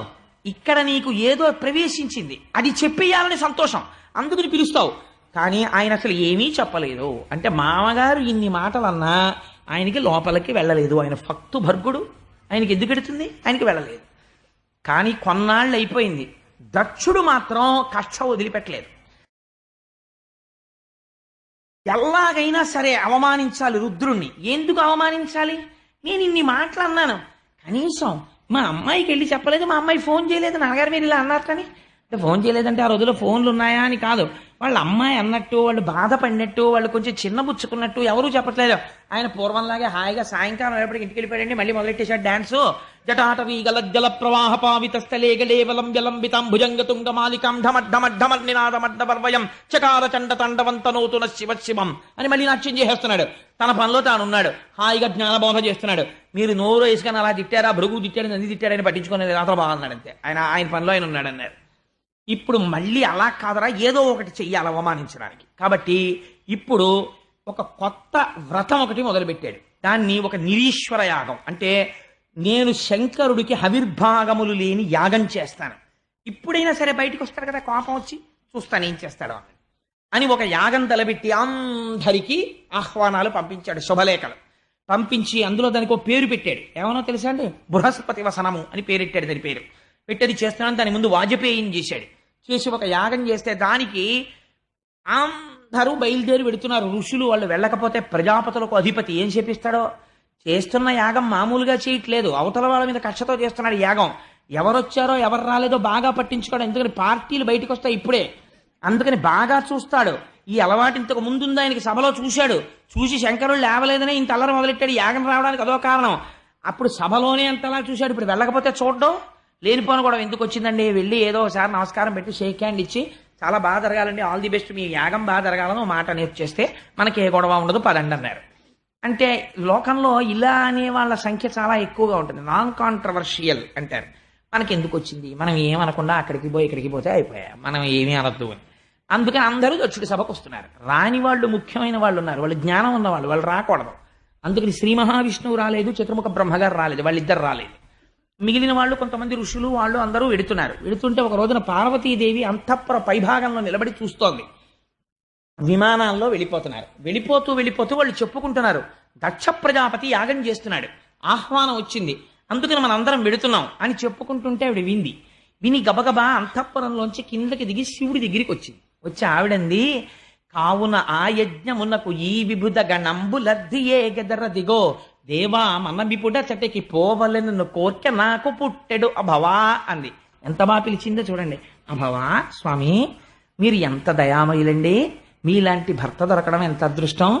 కోరితే నగ చేయించేవాడు ఉంటాడు, నెక్లెస్ చేయించేవాడు ఉంటాడు, మీ శరీరంలో అర్ధభాగం ఇచ్చారు నాకు. మీ దగ్గర పొందినంత గౌరవం నేను పొందినట్టు ఏ భార్య ఎవరి దగ్గర పొందలేదు, అంత గౌరవించారు. ఏమండి నాదొక్క మాట, పుట్టింట్లో ఏదైనా ఉత్సవం జరుగుతున్నప్పుడు ఆడపిల్లల మనస్సు అంతా పుట్టింటికి వెళ్ళాలని ఉంటుంది. అందులో తండ్రి మీద విశేషమైన ప్రేమ ఉంటుంది. మా నాన్నగారు యాగం చేస్తున్నారట, అదిగో చూసారా, కావున ఆ యజ్ఞమునకు ఈ విభుద గణంబులర్ధియే గెదర దిగో. చూసారా, వాళ్ళందరూ మంచి మంచి పట్టుబట్టలు కట్టుకుని చక్క హారాలు వేసుకుని నగలు వేసుకుని అన్నీ వేసుకుని వాళ్ళ వాళ్ళ వాహనాల మీద వెడుతున్నారు. పైగా వెళ్ళిపోతున్న వాళ్ళు ఊరుకున్నారా, కైలాసం నుంచి వెళ్ళిపోతూ అక్కడ కనపడ్డ వాళ్ళని పార్వతీదేవి వెళ్ళిపోయిందా అంటాం. అంటే ఇంకా వెళ్ళలేదంటే అదేమిటి, కూతురు వెళ్ళొద్దు, మనమే వెళ్ళిపోతున్నాం, ముందెళ్ళాలి అసలు 10 రోజుల ముందు, ఇంకా వెళ్ళలేదా అంటూ వెడుతూ ఉండడం. కాబట్టి ఏమండి నాకు వెళ్ళాలని ఉందండి, అందుకని మనమిపుడచటకి పోవలెనను కోర్కె నాకు పుట్టెడు అభవా, నాకు కూడా మా తండ్రి గారు చేస్తున్న యాగానికి వెళ్ళాలి అని అనిపిస్తోంది. ఎందుకని, ఎంత కాదన్నా ఆడపిల్ల మనస్సు తండ్రి గారి ఏదో ఉత్సవం చేస్తున్నాడంటే ఆ తండ్రి ప్రేమ, ఆ తల్లి ప్రేమ, అన్నదమ్ములు, అక్క చెల్లెళ్ళు అన్నీ గుర్తొస్తాయి. ఒక్కసారి నాకు వెళ్ళాలని ఉందండి అని ఆవిడ గమ్మత్తైన మాట అందండి. ఇవాళ రేపు మనందరం ఏమంటామో అదే మాటలు మాట్లాడింది భాగవతంలో పార్వతీదేవి. ఆవిడంది, ఏమండి మనం సాధారణంగా ఆడవాళ్ళు ఇళ్లలో ఒక మాట అంటుంటారు, మీరేమో ఎప్పుడు ఆఫీసు నాకు ఖాళీ లేదని మా శర్మగారిలా పొద్దున్న 8ంటికి వెళ్ళి రాత్రి 11 వరకు అక్కడే కూర్చుంటారు, కనీసం పోని పెళ్లికి వెళ్ళామనుకోండి నలుగురు అక్కడికి వస్తారు, మా అక్క చెల్లెలని వాళ్ళని అందరినీ చూడొచ్చు అంటుంటారు.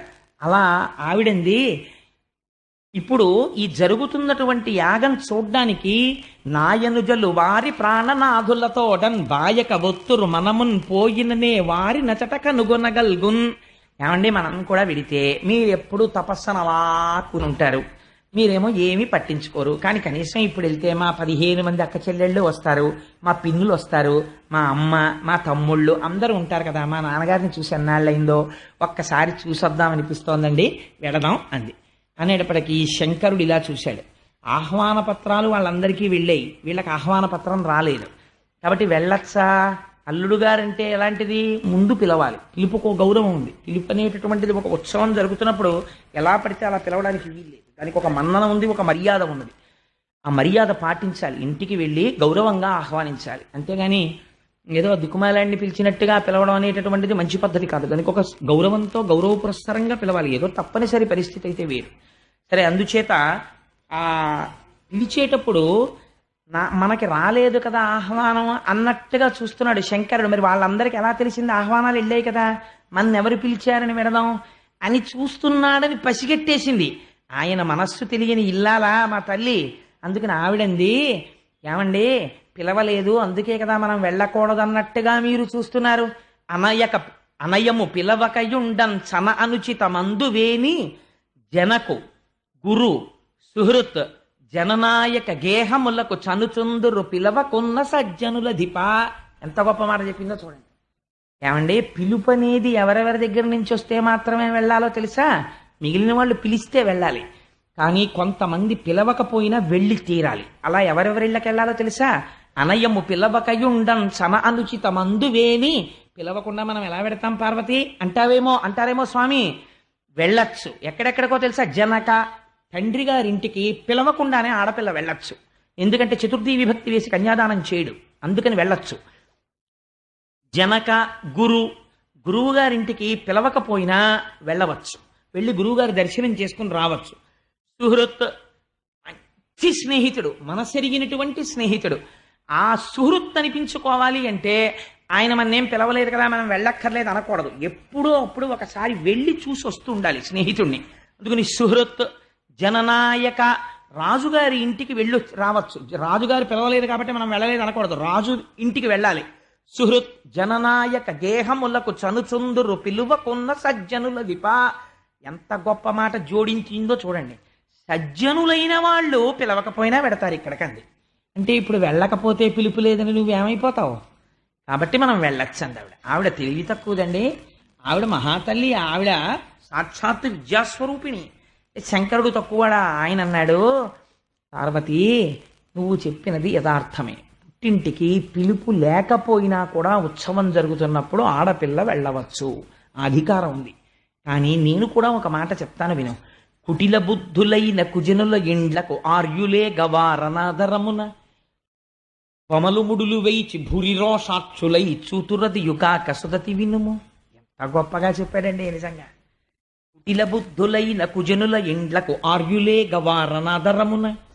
కొంతమంది పుట్టుకతో విద్య ఉంటుంది, ఐశ్వర్యం ఉంటుంది, రూపం ఉంటుంది, పాండిత్యం ఉంటుంది, అన్నీ ఉంటాయి. లేనిదేది అంటే అటువంటి వారి దగ్గర ఉండవలసినటువంటి ప్రేమ ఉండదు, ఉండవలసినటువంటి సుహృద్భావం ఉండదు. ఎప్పుడూ వైషమ్యాన్నే చూస్తుంటారు. అవతల వాణ్ణి ఎలా కించపరిచి మాట్లాడదామా అనే చూస్తారు, గుణములు చూడరు. సందర్భం వచ్చింది కాబట్టి నీకు చెప్పేస్తున్నాను పార్వతి. ఇతపూర్వం మీ తండ్రి గారు నన్ను ఒక సభలో అవమానం చేసి మాట్లాడారు, బాణముల వంటి మాటలు ప్రయోగం చేశాడు. దానికి అంతటికీ కారణం ఏమిటి? నేను లేచి నిలబడలేదు అని ఆయన అనుకున్నాడు. కానీ అసలు జరిగిన యథార్థం నేను చెప్తాను విను పార్వతి అన్నాడు.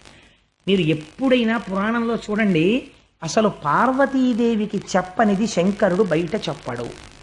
పార్వతీదేవి అడుగుతుంది మనందరి తరపున, పార్వత్యువాచ అని పార్వతీదేవి అడుగుతుంది. అప్పుడు శంకరుడు దానికి జవాబు చెప్తాడు. శ్రీరామ రామ రామే తిరమే రామే మనోరమే. అది కూడా అలాగే వచ్చింది శివుడు చెప్తేనే. జ్ఞానం అంతా శివుడి వైపు నుంచే వస్తుంది లోకంలోకి.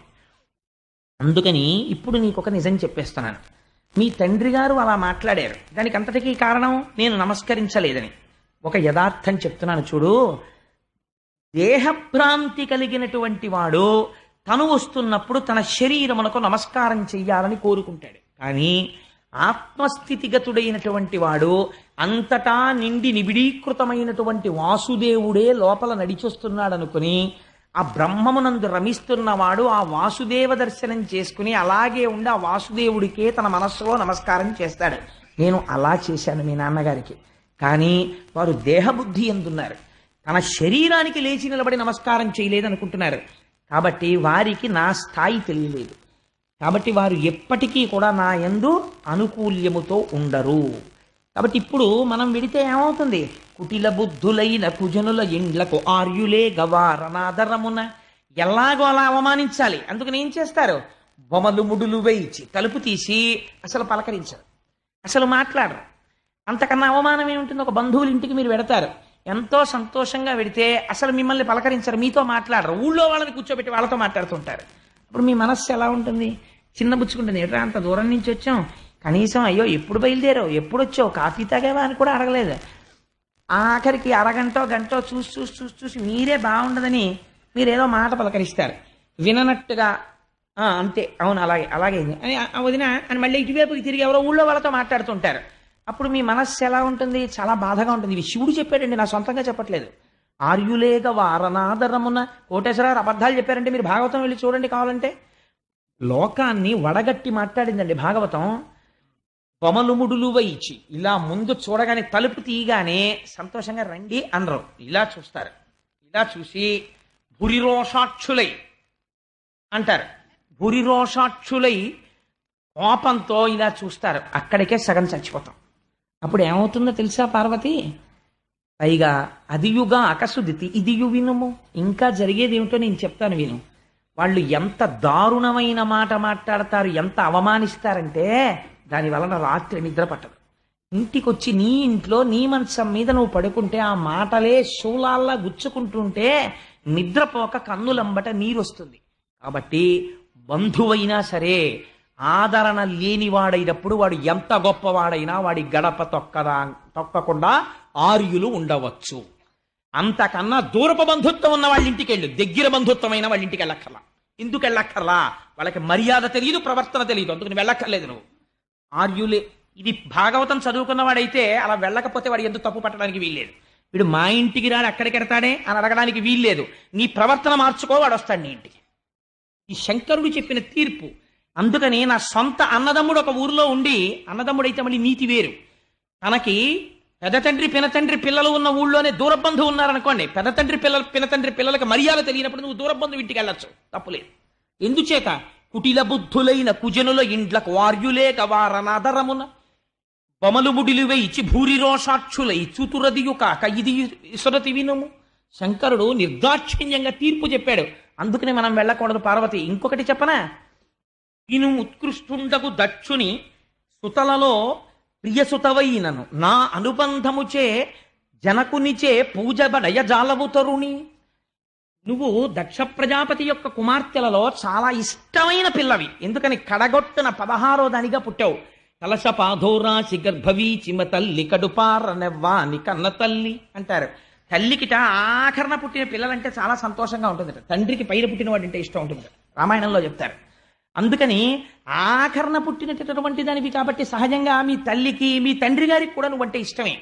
కానీ నేను చెప్తున్నాను చూడు, నీ యందు ప్రీతి ఉండవచ్చు, కానీ ఇవాళ నువ్వు దక్షుడి కూతురిగా ఆయన చూడడం. నిన్ను అవమానిస్తే నన్ను అవమానించినట్లే అని నా అనుబంధముచే నువ్వు నాకు భార్యవైన కారణం చేత జనకునిచే పూజ బడయ జాలవు తరుణి, నీ తండ్రి గారు నిన్ను పూజించడు. ఆ తర్వాత నువ్వు చాలా బాధపడిపోతావు, మరణ సదృశమైన వేదన పొందుతావు అలాంటి వాళ్ళు ఇళ్ళకెడితే. కాబట్టి వెళ్ళకు, తప్పు లేదని చెప్పాడు. ఆవిడంది, కానీ నాకు వెళ్ళాలని అనిపిస్తోంది అంది. నువ్వు వెళ్ళి రావచ్చు అన్నాడు, నువ్వు వెళ్ళవచ్చు అన్నాడు. ఆయన త్రికాలజ్ఞుడు, ఆయనకి తెలియదండి.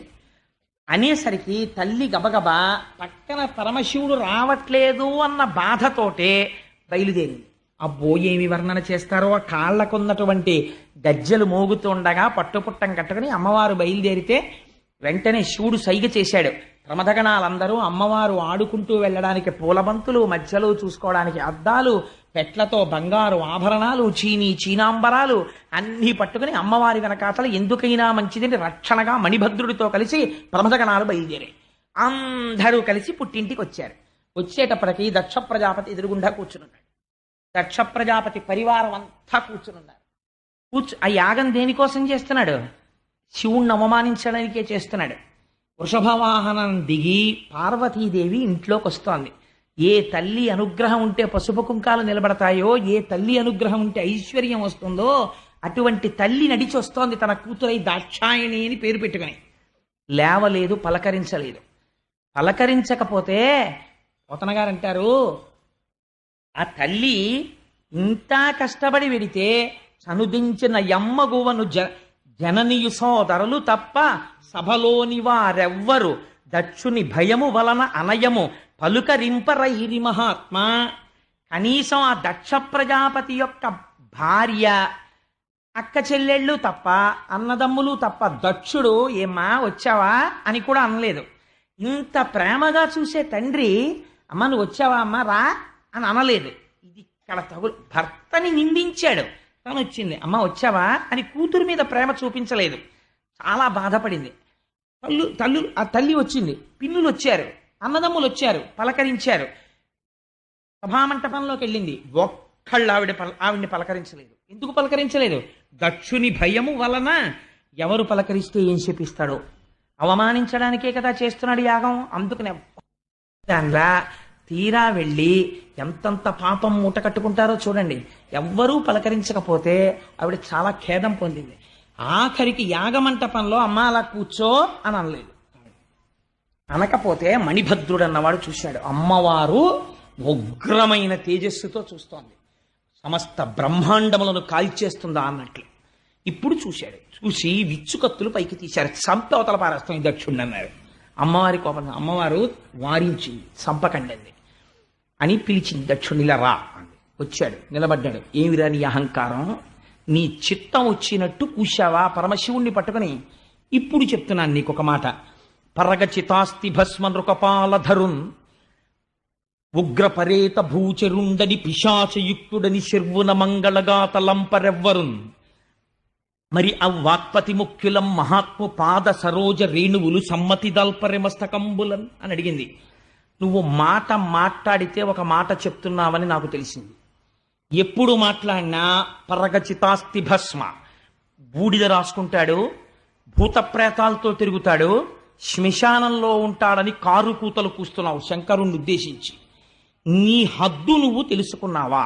నీకెప్పుడైనా తెలుసా ఎందుకు తిరుగుతాడో? శివుడు పైకి ఎంత అమంగళంగా కనపడతాడో లోపల ఎంత మంగళకరుడో ఎప్పుడైనా విచారణ చేశావా? ఓరి చేతకాని చవట, శివుడే అంత అమంగళకరుడైతే అవ్వాక్పతి ముఖ్యులం మహాత్ము చరణ సరోజములం సమ్మతి దాల్పరే మస్తకంబులం. ఏ చతుర్ముఖ బ్రహ్మ బొటనవేల్లోంచి నువ్వు పుట్టావో ఆ బ్రహ్మగారు పరమశివుడు యొక్క పాదరేణువుల్ని తల మీద చల్లుకుంటున్నాడు నాకు శక్తి రావాలని.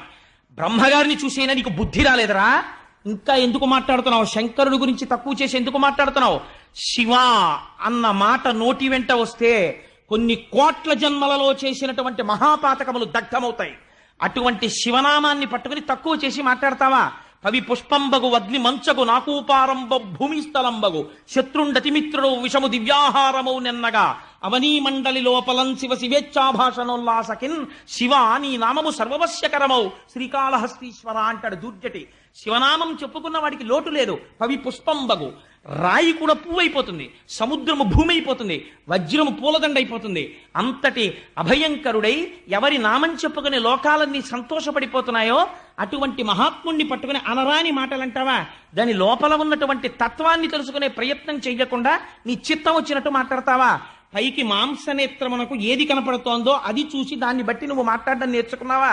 ఇలా మాట్లాడవచ్చా? ఇదే నీకొక మాట చెప్తున్నాను. అసలు శాస్త్రమునందు సిద్ధాంతమేదో తెలుసా? ఆవిడొక మాట అడిగింది. భర్గు తిరస్కరించిన వారి జిహ్వ కోయవలయు. ఎవడైనా సరే శంకరుణ్ణి నింద చేస్తే వాడి నాలుక పట్టి పైకి లాగి కొండ నాలుక వరకు కత్తితో కోసివేయవచ్చు. అటులు చేయకుంటివేని కర్ణరంధ్రములు మూసి వెడయవలయననుచు ధర్మదులు పలికిరనగా. అలా నీకు చెయ్యడానికి అధికారం లేకపోతే ఎదుటివాడి నాలిక కోసేయకూడదు, నాకు అధికారం లేదనుకుంటే ఉత్తర క్షణం ఎక్కడ శివనింద జరిగిందో అక్కడ చెవులు మూసుకుని బయటికి వెళ్ళిపోయి ఆ రోజు అన్నం తినడం మానేయాలి ప్రాయశ్చిత్తంగా. అలా చేయకపోతే వాడు అధమాధముడైపోతాడు. అలా మాట్లాడకూడదు శంకరుడి గురించి. నువ్వెందుకు మాట్లాడుతున్నావు ఇలాగా? ఇంకొక మాట చెప్తున్నాను.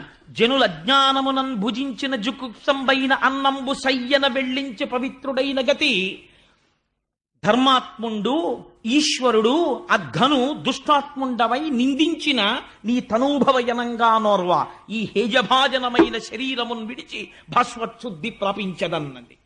నువ్వు దుర్మార్గుడివి, దుష్టాత్ముడివి. అందుకే శంకరుణ్ణి నింద చేశావు. జనుల జ్ఞానమునం భుజించిన జుగుప్సంబైన అన్నంబు సయ్యన వెళ్ళించి, తినకూడని అన్నం తినేశాడు. తీరా తెలిసింది ఆ పులుసులో బలి పడిపోయిందని. వెంటనే ఏం చేస్తాడు? నోట్లో వేలు పెట్టుకుని కక్కేస్తాడు. అలా నేను ఇవాళ ఒక నిర్ణయం తీసుకున్నాను. ఇక ముందు నేను ఎప్పుడైనా పరమ పవిత్రుడైన శంకరుడి సాన్నిధ్యంలో కూర్చునుంటే చూసిన వాళ్ళు దాక్షాయిణి అని పిలుస్తారు. నీ దుర్మార్గుడవైన నీ కుమార్తెగా దాక్షాయిణి అని పిలిపించుకోవడానికి నేను ఇష్టపడను. నాకు ఆ పేరు ఇంకా ఇష్టం లేదు. అందుకే నేనేం చేస్తానో తెలుసా? హేయభాజనమైన ఈ శరీరమును విడిచి భాస్వత్శుద్ధి ప్రాపించదన్. నేను ఈ శరీరాన్ని వదిలిపెట్టేసి అగ్నిహోత్రంలో కలిసిపోతున్నానంది అని పద్మాసనం వేసి కూర్చుంది. పలకరించలేదు దుర్మార్గుడు. పద్మాసనం వేసి కూర్చుని అమ్మవారు ప్రాణ అపాన వ్యాన వాయువుల్ని నాభిస్థానమునందు నిలబెట్టింది. ఆ పైన ఉదాన వాయువుని తీసుకొచ్చి హృదయం మించి పైకి తీసుకొచ్చి కనుభమల మధ్యలో నిలబెట్టి ఇంద్రియములన్నింటిలోంచి అనిలం అనేటటువంటి అగ్నిని ప్రేరేపణ చేసి ఆ యోగాగ్ని ఎందు శరీరాన్ని దగ్ధం చేసి బూది కుప్పై కింద పడిపోయింది. కింద పడిపోగానే హాహాకారాలు మిన్నుముట్టాయి సభలో. మిన్నుముట్టి అరేరేరే కన్న కూతురు యాగశాలలో ప్రాణం విడిచిపెట్టింది. ఈ దురాత్ముడు బ్రాహ్మణుడు వీడు పలకరించలేదు కూతుర్ని అని ఆశ్చర్యపోతుండగా ఇంకా ప్రమథగణాలకి ఎక్కడ లేని ఆగ్రహం వచ్చి కత్తులు తీసి దక్షుడి మీద పడ్డారు. భృగువికి చాలా సంతోషం కలిగింది. ఎంత కాలానికి రా ఒక మంచి మాట, శంకరుడి భార్య మరణించింది అన్న ఆనందంతో వెంటనే హోమం చేసి అందులోంచి రుభులనబడేటటువంటి దేవతల్ని సృష్టించి రుద్రగణాలని తరిమి కొట్టించాడు. చాలా మంది పడిపోయారు. చాలా మంది రక్తం కారుతూ కైలాసం వైపుకు పారిపోయారు. ఈ విషయాన్ని నారదుడు వెళ్ళి చెప్పాడు శంకరుడికి. ఆయన ప్రశాంతంగా ధ్యానమగ్నుడై కూర్చునున్నాడు. కూర్చున్నవాడి దగ్గరికి వెళ్ళి చెప్పాడు నారదుడు, అయ్యా నీ భార్య విడితే దక్షుడిలా ప్రవర్తించాడు. నీ భార్య శరీరం విడిచిపెట్టేసింది, యోగాగ్నిలో దగ్ధమైపోయిందని చెప్పాడు.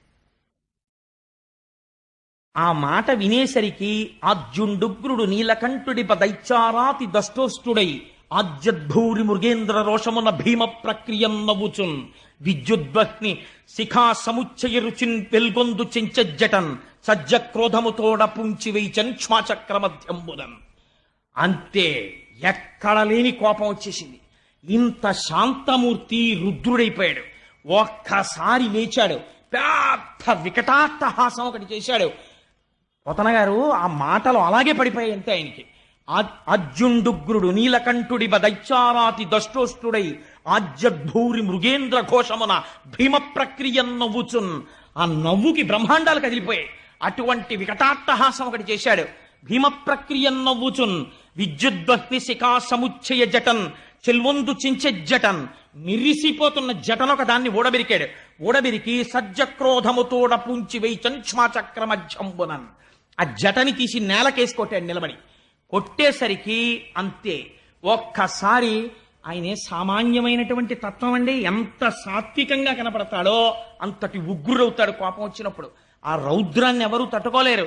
ఓం నమో భగవతే సదాశివాయ సకల తత్వ విదూరాయ సకల లోకైక కర్త్రే సకల లోకైక హర్త్రే సకల లోకైక సంహర్త్రే సకల లోకైక సాక్షిణే సకల నిగమ గుహ్యాయ సకల లోకైక వరప్రదాయ సకల దురితాత్మి భంజనాయ సకల జగద భయంకరాయ శశాంక శేఖరాయ శాశ్వత నిజావాసాయ నిరావాసాయ నిరాతంకాయ నిష్కలంకాయ నిష్ప్రపంచాయ నిస్సంగాయ నిర్మమాయ నిర్మలాయ నిర్గుణ విభవాయ సచ్చిదానందద్వైత పరమ ప్రకాశాయ పరమశాంత ప్రకాశాయ తేజోరూపాయ తేజో విభయే అని ఒక్క ఒక్కసారి ఆ చేతిలో చక్రాజ్వాయుధ భీషణకర సహస్రదంష్ట్రాకరాలవతల వికటాట్టహాస విస్ఫాటిత బ్రహ్మాండ మండల నాగేంద్రహార నాగేంద్ర వలయ నాగేంద్ర చర్మ ధర మృడ మృత్యుంజయ త్రయంబక సదాశివ పరమశివ నమస్తే నమస్తే నమస్తే నమః అంటుంది కవచం. అటువంటి భీకరమైనటువంటి స్వరూపంతో ఒక్కసారి ఆ ఉగ్రతతో కొట్టాడు ఆ జటని.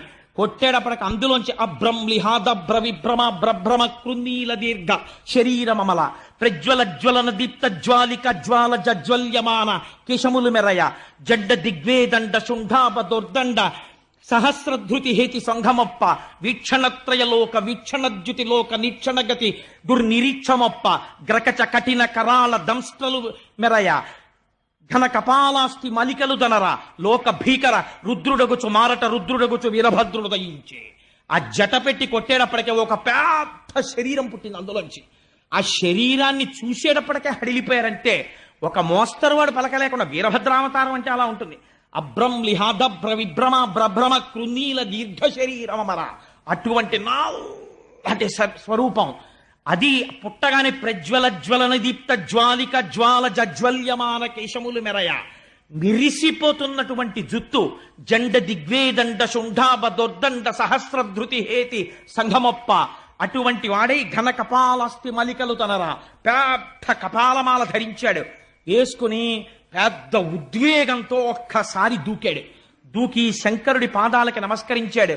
అనఘుడు రుద్రుచేరి ముదమార ప్రదక్షిణమాచరించి అనివార్యగతి వేగంబున కుంభిని దక్కతలన్ పదంబుల మణి నూపురం మ్రోయ భీషణ దంస్ట్రలున్ వెలుగా ఒక్కసారి బయలుదేరాడు. ఆ బయలుదేరినటువంటి శబ్దం ఎలా వచ్చిందంటే ఆ పరమశివుడి దగ్గరికి వచ్చి ఒకసారి ప్రదక్షిణం చేశాట. ప్రదక్షిణం చేసి ఆయన పాదాలకి నమస్కారం చేశాడు. తండ్రి నాకేం ఆనతన్నాడు. పార్వతీదేవి శరీరాన్ని విడిచిపెట్టింది. అప్పటికి పార్వతి కాదు సతీదేవి శరీరాన్ని విడిచిపెట్టింది. దక్షయజ్ఞాన్ని ధ్వంసం చేయి అన్నాడు. అనగానే ఆయన కాళ్ళకి ఉన్నటువంటి ఆ మణి మంజీరములు పెద్ద ధనులు చేస్తున్నాయి. ఆ ధనులు చేసేటట్టుగా ఒక్కసారి భీషణ ధనుల్ మెరయ పెద్ద పెద్ద ధనులు వచ్చేటట్టుగా కృతాంత కాంత శితస్ఫుట శూలము పట్టి చెచ్చరన్ ఒక పెద్ద శూలం పట్టుకుని బయలుదేరాడు. ఎలా ఉంది ఆ స్వరూపం? ప్రళయతాండవం చేసి లోకాలన్నింటినీ లయం చేసేసే ముందు ఈ భూమండలాన్ని మోసేటటువంటి 4 ఏనుగుల్ని శంకరుడు తన త్రిశూలానికి గుచ్చి భుజం మీద వేసుకుని ప్రళయతాండవం ఎలా చేస్తాడో అలా బయలుదేరాడు. బయలుదేరితే ఆ ధ్వనితో ప్రమదగణాలన్నీ వచ్చేస్తున్నాయి. వచ్చేస్తుంటే యాగంలో ఉన్న వాళ్ళు విన్నారు ఆ శబ్దాన్ని. విని ఏమిట్రా ఈ శబ్దం, ఇంతకు ముందు ఎప్పుడూ వినలేదు, ఏం జరుగుతోందన్నారు. దక్ష ప్రజాపతి భార్య అనుకుంది ఉపద్రవం వచ్చేసింది, మా ఆయన చెయ్యకూడని పని చేసేశాడు అనుకుంది. ఇంతలోకి అక్కడ ఉన్న వాళ్ళందరూ అనుకున్నారు, ఒరే ఎటువంటి వాడరా మహానుభావుడు, అట్టి దేవుని ఈశ్వరు అభవు సద్గుణశాంద్రు అటువంటి వాణ్ణి రోషింపచేసిన మనకు కల్గొనే మంగళములు పద్మ గర్భునకునైనా అటువంటి దేవుడు పిలిస్తే చాలు శంభో శంకర అంటే చాలు ప్రసన్నమైపోతాడు. అటువంటి వాణ్ణి రోషింపచేశాం, కోపం వచ్చేట్టు చేశాం. ఇక్కడండి ఒక పెద్ద రహస్యాన్ని దాచారు. శంకరుడికి రోషం రాదు, ఏం చేసినా రాదు. అలా వచ్చేస్తే జ్ఞానం ఎందుకు అవుతాడండి? భర్గతత్వం పోలేదు. మరి ఇక్కడ పోయిందా లేదా కోపం వచ్చేసి?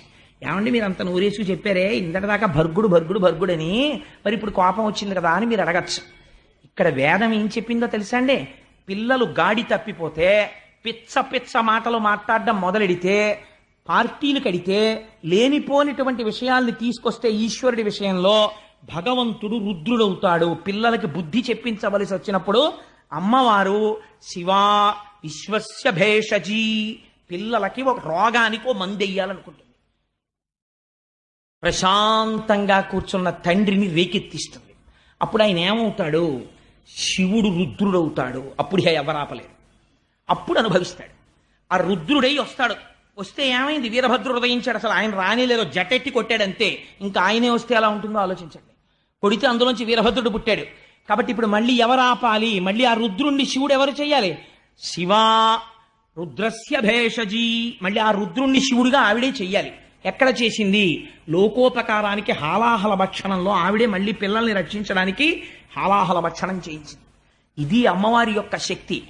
ఈయనతో వీళ్ళకి బుద్ధి చెప్పించాలి అనుకుంది. అందుకు వెళ్ళింది ఆవిడ. మొగుడి మాట వెనక వెళ్ళడం కాదు, వీళ్ళకొక బుద్ధి చెప్పాలి దక్ష ప్రజాపతికి. అలా ఆవిడికి తెలియకపోవడం ఏంటండి? వెళ్ళి ఆవిడ శరీరం వదిలిపెట్టింది ఇప్పుడు, కానీ లేవడు రుద్రుడు కాడు. ఆవిడ ఎప్పుడూ శక్తి స్వరూపంగా అయ్యవారితోనే ఉంటుంది. అంతే వీరభద్రుడు వచ్చేశాడు.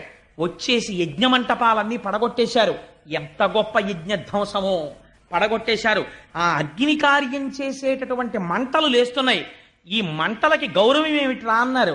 ఈ అగ్నిహోత్రుడు రుద్రుడు లేని యాగం జరుగుతుంటే ఇంత సహకరించి హవిస్సులు తీసుకెళ్తుండడమా, సిగ్గుండక్కర్లేదు అని మూత్రం పోసి ఆపేశారు ఆ యజ్ఞ అగ్నిహోత్రంలో ఉన్న ఆ యజ్ఞగుండాల్లో ఉన్న అగ్నిహోత్రాన్ని ఆపేసి భృగువు దగ్గరికి వెళ్ళాడు నందీశ్వరుడు.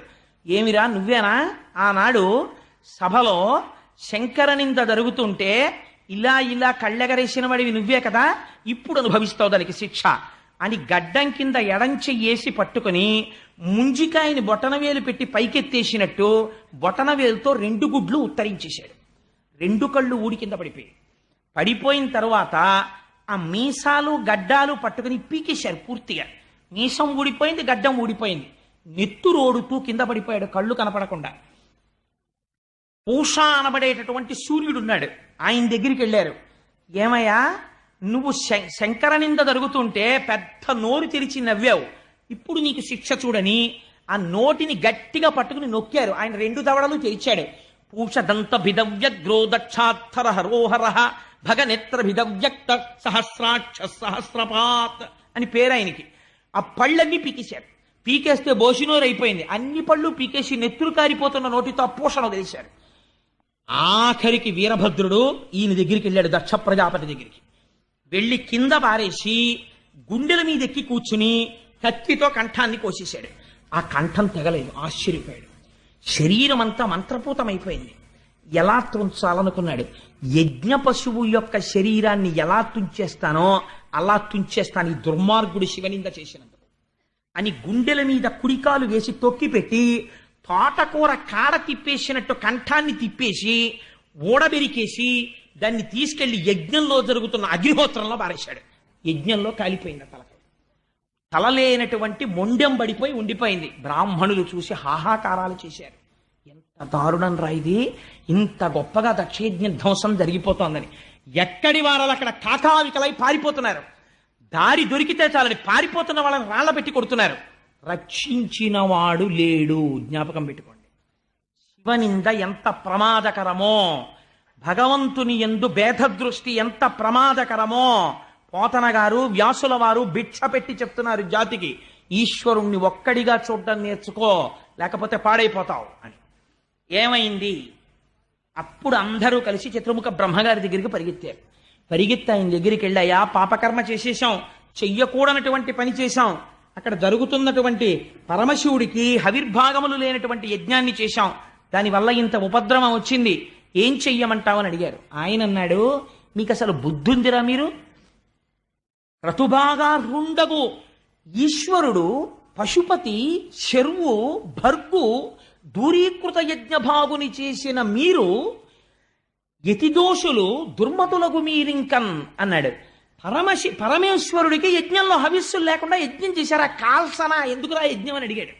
ఎందుక యజ్ఞం, ఎందుక దుర్మార్గపు యజ్ఞాలు? మీకు చేస్తే యజ్ఞం సరిగ్గా చెయ్యాలి, అంతేకాని యజ్ఞం చేసి కాసేపు శంకరనింద చేయడం కోసం శివనింద చేయడం కోసం యాగాలు యజ్ఞాలా? ఎవడు చెప్పిన యజ్ఞాలు రా మీకు యజ్ఞాలు? మీరు చేసిన పని వల్ల మీరు దుర్మార్గులైపోతారా, పాడైపోతారన్నాడు. అయ్యా పాడయ్యపోయాం, చావగొట్టేశారు, భృగువుకి కళ్ళు పోయాయి, పూషకి దంతాలు పోయాయి, మాకు ఒళ్ళంతా దెబ్బలు నెత్తుర్లు కారిపోతున్నాయి, చాలా మంది అక్కడే పడిపోయారు. ఇప్పుడు తిన్నది చాలు, నువ్వు తిట్టింది చాలు, మాకు మార్గం చెప్పన్నారు. ఒక్కటే మార్గం, ఎవరి పట్ల తప్పు చేశారో వాడి దగ్గరికి వెళ్ళి పడిపోండి. ఎందుకో తెలుసా? ఆయన ఒక్కటే, ఆయన దగ్గర ఉన్న లక్షణం జగత పితరవు వందే పార్వతి పరమేశ్వరవు. ఎన్ని తప్పులు చేసినా వీళ్ళు ఆయన కాళ్ళ మీద పడిపోతే మళ్ళీ రక్షిస్తాడు. అంటే వీళ్ళన్నారు, అయ్య బాబోయ్ కైలాసం వైపుకి వెళ్ళడమే అడిలిపోతున్నా, నువ్వు రా మాతో అన్నారు. సరే పదండి అని చతుర్ముఖ బ్రహ్మగారు తీసుకెళ్లారు. తీసుకెళ్లిన తర్వాత కైలాస పర్వతాన్ని వర్ణన చేస్తారు. అక్కడ ఎందరో సిద్ధులు సాధ్యులు తపస్సు చేసుకునే వాళ్ళు, దేవకాంతలు, చెట్లు, కలకూజితాలు, పక్షులు, మానస సరోవరం, అక్కడ ప్రవహిస్తున్నటువంటి నదులు, అందులో ఉండేటటువంటి హంసలు, ఆ రాచిలుకలు, అంతఃపురాలు, ప్రమదగణాలు, పరమ పవిత్రమై శంకరుడి చేత జ్ఞానబోధ చేయించుకుంటున్నటువంటి మహర్షులు, ఋషులు, సనకసనందనాదులతో ఉంది. అటువంటి కైలాస పర్వతం మీదకి వెళ్ళారు. వెళ్ళేటప్పటికీ అత్యంత ప్రశాంత చిత్తుడై ఎట్టి పరిస్థితులలోనూ సూర్యకిరణం పడడానికి వీలు లేనంత పెద్దది పెరిగిపోయినటువంటి ఒక రావి చెట్టు కింద మౌన వ్యాఖ్యా ప్రకటిత పరబ్రహ్మతత్వం యువానం వర్షిస్తాం తే వసదృషిగణైరవృతం బ్రహ్మనిష్టై ఆచార్యేంద్రం కరకలిత చిన్ముద్రమానందరూపం స్వాత్మారామం ముదితవదనం దక్షిణామూర్తిమీడే. ఆయన కుడికాలు మీద ఎడమ పాదం పెట్టుకుని ఎడమ చేతిని తీసుకెళ్లి మోకాలు మీద పెట్టుకుని ఇలా చిన్ముద్ర పట్టి తన చుట్టూ కూర్చున్నటువంటి సనక సనందనాదులందరికీ మౌన వ్యాఖ్యతో జ్ఞానబోధ చేస్తున్నాడు. ఆయన ముఖమునందు ఏమాత్రము రోషము కాని కోపము కాని లేదు. వెయ్యవలసిన శిక్ష వేసేశాడంటే అక్కడతో అయిపోయింది. వేసేశాడు, కూర్చుని చక్కగా జ్ఞానబోధ మౌనంగా చేస్తున్నాడు. సనక సనందనాది మహర్షులందరూ ఆయన దగ్గర జ్ఞానబోధ తెలుసుకుంటున్నారు. నీకెందుకు వచ్చిన గొడవ, లేనిపోని గొడవ, శివనింద చేయడం. చతుర్ముఖ బ్రహ్మగారు వెళ్ళి పరమశివుడి ముందు నిలబడి స్తోత్రం చేశారు. అయ్యా, పిల్లలు తెలియదు, నీ పట్ల దోషం చేశారు, నువ్వు సాక్షాత్తు పరబ్రహ్మానివి, సృష్టి స్థితి లయ మూడు నీ ఎందు జరుగుతుంటాయి, తెలియనటువంటి వాళ్ళు ఈ రకంగా నీ పట్ల అపచార బుద్ధితో ప్రవర్తించారు, స్వామి వీరిని క్షమించు, నువ్వెవరో నాకు తెలుసు అన్నాడు బ్రహ్మగారు.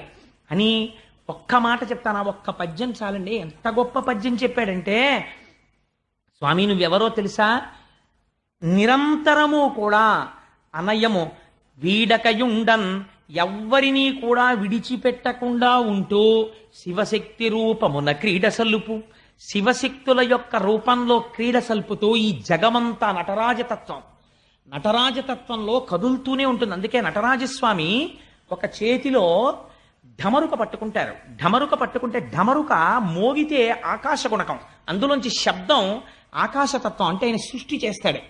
ఆయన ముఖం నవ్వుతూ ప్రసన్నంగా ఉంటుంది, అంటే ఆయన స్థితికారకుడు. ఆయన ఇటువైపు చేతిలో అగ్నిహోత్రాన్ని పట్టుకుంటాడు, అంటే లయకారకుడు. సృష్టి స్థితి లయములు చేస్తూ ఈ పిండాండ బ్రహ్మాండములు అలా కలిసిపోతూనే ఉంటాయి. పంచభూతాల్లోంచి ఇందులోకి పంచభూతాలు వస్తాయి, మళ్ళీ ఇందులోంచి పంచభూతాలు మళ్ళీ బ్రహ్మాండంలోకి వెళ్ళిపోతుంటాయి. ఈ పిండాండ బ్రహ్మాండ నిరంతర సంయోగ క్రియ జరిపించడమే నటరాజతత్వం. ఆ నటరాజతత్వమై శివశక్తి రూపముల క్రీడ చల్లుపు ఊర్ణనాభిగతి ఈ విశ్వ జనన విలయ స్థితి హేతిభూతుండవగుచుండు విషరుద్ర. స్వామి నువ్వెవరో తెలుసా, ఊర్ణనాభిగతి. నువ్వు సృష్టి ఎలా చేస్తావో తెలుసా, సృష్టి చేయడానికి ఎక్కడి నుంచో ఏదో పట్టుకురావు, ఓ గోడ కట్టడానికి సిమెంటు ఇటకలు పట్టుకొచ్చినట్టు. ఊర్ణనాభిగతి, ఒక సాలెపురుగు ఓ గోడ మీదకి వస్తుంది, వచ్చి ఇక్కడ గూడు కడదాం అనుకుంటుంది. అలా అనుకోగానే దాని నోట్లోంచి లాలాజనం వస్తుంది. ఆ ఉమ్మితోటి తీగ చేసి గూడు కట్టేస్తుంది. గూడు కట్టేసి ఆ గూడు మధ్యలో కూర్చుంటుంది. ఓ 2-3 రోజులు ఉంటుంది. ఏమిటి గూడు వెళ్ళిపోదాం అనిపిస్తుంది. ఆ గూడు తానే అటు ఇటు చిందరవందరగా చింపేస్తుంది, ఓడగొట్టేస్తుంది, వెళ్ళిపోతుంది. అలా నువ్వు కట్టు, నువ్వు పాడిచే, నువ్వు తిరుగా గూట్లో, నీ వల్ల కాదు. ఊర్ణనాభిగతి, నీకు వేరే ఉపకరణాలు ఉండవు. నీ అంత నువ్వు సంకల్పం చేసి లోకాన్ని సృష్టి చేస్తావు, నీవే ఇంతగా పరిణమిస్తావు, ఆఖరణ నువ్వే లయం చేసేస్తావు. మైనపు ముద్ద నల్లపూసల్లో తిరిగి అంటించుకున్నట్టు నీలోకి లోకాల్ని తీసేసుకుంటావు. అటువంటి వాడివని తెలియక నీ యందు భేదబుద్ధితో ప్రవర్తించారు, స్వామి వీళ్ళని అనుగ్రహించు అన్నాడు. అంటే అప్పుడు వీళ్ళందరూ అయ్యా మా వల్ల పొరపాటు జరిగిపోయింది, క్షమించమని స్తోత్రం చేశారు. చేస్తే మహానుభావుడు భోళాశంకరుడు కదా, అభయంకరుడు, ఆయన అన్నాడు మీ అందరికీ అభయం ఇస్తున్నాను, యజ్ఞం మధ్యలో ఆగిపోకూడదు. ఎంత ధర్మాత్ముడో చూడండి, యజ్ఞము నడిపించండి. ఎవరు యజ్ఞము చెయ్యాలో ఆ దక్ష ప్రజాపతికి ఇవాళ ముఖం లేదు, తీసేశాడు వీరభద్రుడు. అందుకని ఒక గొర్రె ముఖాన్ని తీసుకెళ్లి అతికించండి. ప్రజాపతులలో దక్ష ప్రజాపతి ఇలా గొర్రె ముఖంతో ఉంటాడు. ఎందుకో తెలుసా అండి, లేనిపోని శివనింద చేసినందుకు నాకు ఈ గొర్రె ముఖం వచ్చింది సుమా అని చెప్పడానికి దక్ష ప్రజాపతి గొర్రె ముఖంతో ఉంటాడు. అప్పుడు మిగిలినటువంటి యజ్ఞ భాగాన్ని పూర్తి చేస్తాడు. పూష తాను ఏదైనా తినవలసి వచ్చినప్పుడు యజమాని యొక్క దంతములతో తింటాడు. భృగువుకి నేత్రములు ఇస్తాను, కానీ తాను తినవలసినటువంటి హవిస్సులు భృగువుకి కనపడతాయి ఇంక నుంచి అని ఎవరెవరు దెబ్బలు తిన్నారో, ఎవరెవరికి అంగవికలురయ్యారో వాళ్ళందరికీ మళ్ళీ తిరిగి స్వాస్థ్యమును ప్రసాదిస్తున్నాను. ఈ యజ్ఞమును మీరందరూ కూడా సంతోషముగా పూర్తి చేసుకోండి అని మళ్ళీ ఎవరెవరు ఇబ్బంది పడ్డారో వాళ్ళందరికీ వరాలు ఇచ్చేశాడు. అందరూ సంతోషంగా స్తోత్రం చేస్తుంటే అప్పుడు దక్ష ప్రజాపతికి ఓ గొర్రె తలకాయ తీసుకెళ్లి పెట్టారు. ఠంగుని లేచి నిలబడ్డాడు. నిలబడి పరిగెత్తుకుంటూ కైలాసానికి వచ్చాడు. వచ్చి అప్పుడు శంకరుణ్ణి చూసి ప్రార్థన చేశాడు, అయ్యా నీకపరాధుడనగునను దండించుట దండనము కాదు మదిన్ నన్ను రక్షించుటగా తలతను అభవ ఈశపురహర రుద్ర. స్వామి, నువ్వు నన్ను దండించడం నేను దండనగా భావించట్లేదు, దీన్ని రక్షణగా భావిస్తున్నాను. దీని వలన ఇంకా భవిష్యత్తులో ఎప్పుడూ ఎవ్వరూ ఇటువంటి అపరాధములు చేయకుందురుగాక, అందరూ తెలుసుకుంటారు.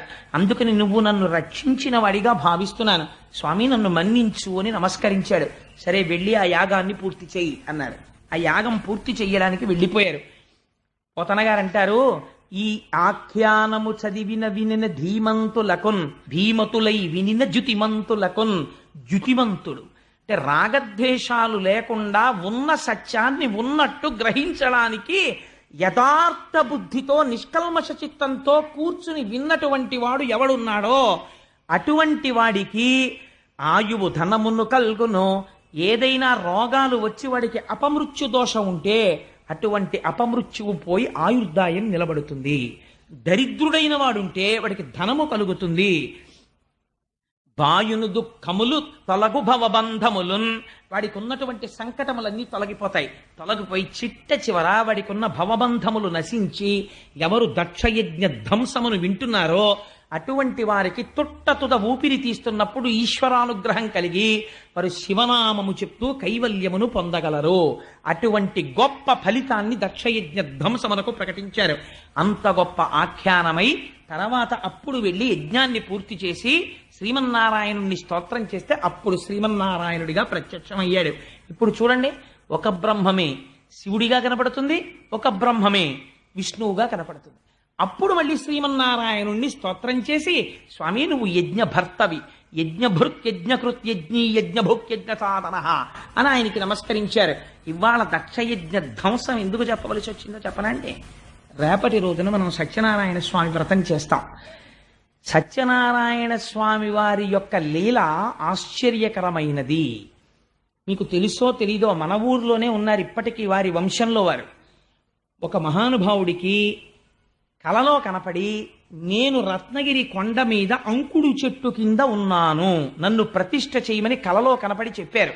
రామరామాయణం బహద్దూరు వారని ఆ బహద్దూరు వారికి కనపడితే వారు గోర్స మా దొరగారి ఊరిలోనే ఉండేవారు. ఉంటే వారికి వారి స్నేహితుడు ప్రకాశరావు గారికి ఏకకాలమునందు కల్లోకి వచ్చారు. వస్తే రత్నగిరి కొండ ఎక్కడ ఉన్నది అని అప్పుడు వెతికారు. వెతికితే ఇప్పటికీ కూడా గ్రామదేవత ఒక ఆవిడుంది. ఆవిడ కొమరిగిరి పట్టణం నుంచి నడిచి వెళ్ళి అక్కడ వెలిసింది. అమ్మవారు స్వయంగా నడుస్తూ వెళ్ళింది అక్కడికి. అమ్మవారు అక్కడ ఉన్నది ఇప్పటికీ. ఆ రత్నగిరి కొండ ఎక్కడ ఉన్నది అంటే, అమ్మవారు ఉన్న కొండ రత్నగిరి కొండ అని ప్రకాశరావు గారు ఆ రామరాయణం బహద్దూరు వారు ఇద్దరూ కలిసి కాగడాలు పట్టుకుని అప్పుడు కొండంతా పొదలు మధ్యాహ్నం వరకు వెతికి వెతికి వెతికి వెతికి ఇంకా వెతకలేక వేసారిపోయి ఓ చెట్టు కింద కూర్చున్నారు. కూర్చుని క్రూర జంతువులు ఉంటాయని డప్పులు కొట్టుకుంటూ తిరుగుతున్నారు. కూర్చుని, స్వామి నేనా నిన్ను వెతకడం, హనుమ వెతికితే సీతమ్మ కనపడిందా, నువ్వే అనుగ్రహించి మాకు కనపడాలి అన్నారు. అనేటప్పటికి ఆ చెట్టు కొమ్మలు ఇలా ఊగాయి, సూర్యకిరణాలు పడ్డాయి. పడేటప్పటికి అక్కడ కనపడ్డారు సత్యనారాయణ స్వామి వారు. ఆశ్చర్యపోయి సంతోషంతో ఆ చెట్టు కింద నుంచి స్వామిని తీసుకొచ్చారు. ఆ చెట్టు అంకుడు చెట్టు. అంకోలం నిజబీజ సంతతి రయస్కాంతో ఫలం సూచిక. శంకరులు అంటారు, అంకోల వృక్షానికో గమ్మత్తుంటుంది. చెట్టు పండు పండిపోయి తనంత తాను కింద పడిపోతుంది. పడిపోయిన తర్వాత బద్దలైపోగానే అందులో గింజలు మళ్ళీ టంగుని ఎగిరి చెట్టుని అంటుకుంటాయి. అలా అంకుడు చెట్టు పరబ్రహ్మం. తన నుంచి విడిపోయినటువంటి జీవుల్ని మళ్ళీ ఈశ్వరుడు తనలోకి తీసుకుంటాడు. అందుకే రక్షణ, లయకారకత్వం అంటేను. అటువంటి అంకుడు చెట్టు పరబ్రహ్మస్వరూపం. అంకు అన్న మాటలో పూర్ణానుస్వరం సత్యవతీదేవి, అంకు అన్న మాటలో అకారం విష్ణుస్వరూపం, కకార ఉకారములు బ్రహ్మ శివుడు. అందుకనే ఇప్పటికీ అన్నవర క్షేత్రంలో ఆ త్రిపాద్విభూతి మహాయంత్రం విష్ణు పంచాయతనంతో ఉంటుంది. లోపల మీరు ధ్వజస్తంభం దగ్గర ప్రదక్షిణం చేస్తే లోపల సూర్యుడు, వినాయకుడు, అంబిక, పరమశివుడు ఉంటారు. పైన ధ్వజస్తంభానికి పైన ఇటుపక్కన శంకరుడు ఉంటాడు. మధ్యలో ఇంతంత మీసాలు పెట్టుకుని ఆయన ఒక్కడే పురుషుడు, మిగిలిన వాళ్ళందరూ ఆయన్ని పొందాలి. గొండు మీసాల వాడు ఉంటాడు అక్కడ సత్యనారాయణ స్వామి. పక్కన అనంతలక్ష్మీ సమేతుడై ఉంటాడు. ఆయనకి వీర వెంకట సత్యనారాయణుడని పేరు. వీర అంటే దానవీర, ధర్మవీర, దయావీర, ఎన్ని వీరత్వములైనా ఆయన దగ్గర ఉన్నాయి. వెంకట, మీరు తలుచుకున్నంత మాత్రం చేత మీ పాపాన్ని తీసేస్తాడు. సత్య, మార్పు లేనటువంటి వాడు నారాయణ, అందరికీ కల్పతరువైనటువంటి వాడు, జీవులందరూ ఆశ్రయించినటువంటి వాడు, జీవులకు ఆశ్రయమైనటువంటి వాడు. ఆ శివకేశవుల భేదం ఉండదు. అందుకే తులసిపత్రితో పూజ, మారేడుదలంతో పూజ, రెండింటితోనూ ఏకకాలమునందు పూజ స్వామికి. అందుకని పక్కన శంకరుడితో ఒకే పీఠం మీద వెలిసి ఉంటాడు. అటువంటి సత్యనారాయణుడు మనకి ఉన్న ఈశ్వర తత్వము ఒక్కటే అని ప్రతిపాదించగలిగినటువంటి మహత్తరమైన స్వరూపం. ఆ స్వరూపం ఆ అంకోల వృక్షం ఎక్కడుండేదో తెలుసా అండి? ఇప్పుడు సత్యనారాయణ స్వామి వారి క్షేత్ర పాలకుడైనటువంటి రామచంద్రమూర్తి గుడి ఉందే, ఆ గుడి పక్కనే కళ్యాణ మంటపం ఒకటి ఉంటుంది. ఆ కళ్యాణ మంటపం ఎక్కడుందో అంకోల వృక్షం అక్కడ ఉండేది. అక్కడ దొరికారు సత్యనారాయణ స్వామి వారు. అక్కడ దర్శనం ఇచ్చిన తర్వాత తీసుకెళ్లి ప్రతిష్ఠ చేశారు. ఇప్పటికీ మీకు ఒక రహస్యం చెప్తున్నాను. నాకు స్వానుభవం, వేదిక మీద చెప్పడం నాకు ఇష్టం లేదు. అప్పటికే ఒకసారి నోరు జారి చెప్పేశాను నా వ్యక్తిగత అనుభవం. ఒక దేవాలయంలో చాలా దూరంలో మీరు ఎక్కడ ఉండి సత్యనారాయణ స్వామి వారిని తలుచుకోండి, ఆ యంత్ర మహిమ చేత ఆయన వింటారు. రేపటి రోజున మన జీవితంలో ఎప్పుడూ మనం సంధ్యావందనం చేస్తే ఒకటి కోరుతాం, విష్ణు శివశ్చ హృదయం విష్ణోశ్చ హృదయం శివ యథాంతరం న పశ్యామి తథా మే స్వస్తిరాయుషి. శివకేశముల యందు భేదబుద్ధి లేకుండా నా జీవితము గడుచుగాక అని అడుగుతాం. అటువంటి అభేదమైన తత్వాన్ని, ఆ సత్యనారాయణ స్వామి వారి వ్రతాన్ని రేపటి రోజున మనం చెయ్యబోతున్నాం. మీకు నేను ఒక్క విషయంలో క్షమార్పణ చెప్పాలి. ఇక్కడ చాలా మందికి పాపం రేపటి వ్రతం చెయ్యాలి అని కోరికుంది. ఎప్పుడైనా మీకు నేను ఆ వ్రత కథ వెనక రహస్యం, అసలు ఆ మంటపం అలా ఎందుకు వేస్తారు, అది ఎప్పుడైనా ఉపన్యాసంలో చెప్తాను. ఇప్పుడు భాగవతంలో కుదరదు కాబట్టి. కానీ మీలో వ్రతానికి టికెట్లు దొరకని వాళ్ళు ఏమీ బెంగ పెట్టుకోకండి. నేను ఒక లఘు మార్గం చెప్తాను, మీ అందరూ వ్రతం చేసినట్టే. మీరు రేపటి రోజున అత్యంత ఆనందంతో సంతోషంతో గోపాలకృష్ణ గారికి చెప్పి బయట 3-4 పెద్ద పెద్ద కళాయిలు పెట్టిస్తాం. మీ చేత్తో ఇన్ని పువ్వులు పట్టండి చాలు. పత్రం పుష్పం ఫలం తోయం యోమే భక్త్యా ప్రయచ్చతి. మీరు తెచ్చినటువంటి పువ్వులు మీ హృదయముతో సమానము. మీరు తెచ్చిన పువ్వులు అందులో సమర్పించండి. ఈ పువ్వులు రేపు వ్రతం చేసే వాళ్ళ ద్వారా సత్యనారాయణ స్వామి వారి పాదాల మీద వేయిస్తాం. ఈశ్వరుడు భక్తికి లొంగిపోతాడు. మీరందరూ వ్రతం చేసిన ఫలితం సిద్ధిస్తుంది. వ్రతం అయిపోగానే అందరం కూర్చుని చక్కగా సత్యనారాయణ వ్రతం చేద్దాం. వ్రతం అయిపోయిన తర్వాత అంటే కాసేపు సౌకర్యం కోసం కూర్చున్న వాళ్ళు కాస్త ఏదో దీపారాధన అగరబత్తు అవి తిప్పాలి కాబట్టి కాసేపు లోపల కూర్చోవడం, అది మీరు ఆ వ్రతాన్ని చూడొచ్చు చుట్టూ కూర్చుని. అలాగే వ్రత కథని స్పీకర్లో వినొచ్చు. ఆ తాదాత్మతని పొందుతూ మీరు మానసికంగా చేసేయచ్చు. బయట కూర్చుని మీరు కూడా అవాహయామి సమయామి పూజయామి అంటే కళ్ళు మూసుకుని ఓ తాంబూలం అక్షతా మంటపంలో పెట్టేసుకుంటూ ఉండొచ్చు. ఏమి దోషం లేదు. ఆఖరణ కథ విని ప్రసాదం మీ అందరికీ వితరణ చేయబడుతుంది. మహానుభావుడు సేమకుర్తి భాస్కర్రావు గారు దానికి ఏర్పాట్లు చేశారు ప్రసాదానికి. అందుకని అందరికీ ప్రసాదం ఇస్తారు. ప్రసాదం తింటే వ్రతం చేసినట్టే, అనుగ్రహం సిద్ధిస్తుంది. చేసి అందరం కలిసి భీష్మాచార్యుడు మహానుభావుడు శరీరం వదిలిపెడుతూ ఎదురుగుండా పరమాత్మని చూస్తూ విష్ణు సహస్రం చెప్పి వెళ్ళిపోయిన మహాపురుషుడు భీష్ముడొక్కడే. రేపటి రోజున మనుష్యుడిగా పుట్టిన అందరం ఆయనకి తర్పణ ఇవ్వాలి. చక్కగా వ్రతం చేసుకుని అందరం కూర్చుని విష్ణు సహస్రం చదివి రేపటి రోజున మహానుభావుడు తత్వవిధానంద సరస్వతీ స్వామి వారి దర్శనం చేసుకుని వారి అనుగ్రహ భాషణం విని తరించి ఇంటికి వెళ్ళి సాయంకాలం వద్దాం. రేపు సాయంకాలం భారతంలోంచి దేవీ భాగవతంలోంచి అనుసంధానం చేస్తూ భీష్మాచార్యుడి జీవితాన్ని చెప్పి భాగవతాంతర్గతంగా కృష్ణ పరమాత్మను ఉద్దేశించి భీష్ముడు చేసిన స్తోత్రాన్ని వివరణ చేస్తాను. శ్రీ శ్రీనివాస గోవింద, గోకుల నందన గోవింద, శ్రీ వెంకటేశ గోవింద, గోవింద హరి గోవింద, గోకుల నందన గోవింద, భక్తవత్సల గోవింద, గోవింద హరి గోవింద, గోకుల నందన గోవింద, భాగవత ప్రియ గోవింద, గోవింద హరి గోవింద, గోకుల నందన గోవింద, నిత్య నిర్మల గోవింద, గోవింద హరి గోవింద, గోకుల నందన గోవింద, నీలమేఘశ్యామ గోవింద, గోవింద హరి గోవింద, గోకుల నందన గోవింద, పురాణ పురుష గోవింద, గోవింద హరి గోవింద, గోకుల నందన గోవింద, పుండరీకాక్ష గోవింద, గోవింద హరి గోవింద, గోకుల నందన గోవింద, నందనందన గోవింద గోవింద హరి గోవింద గోకుల నందన గోవింద పాప విమోచన గోవింద గోవింద హరి గోవింద గోకుల నందన గోవింద దశరథనందన గోవింద గోవింద హరి గోవింద గోకుల నందన గోవింద శ్రీ వెంకటేశ గోవింద గోవింద హరి గోవింద గోకుల నందన గోవింద. సర్వం శ్రీ ఉమామహేశ్వర పరబ్రహ్మార్పణమస్తు. స్వస్తి.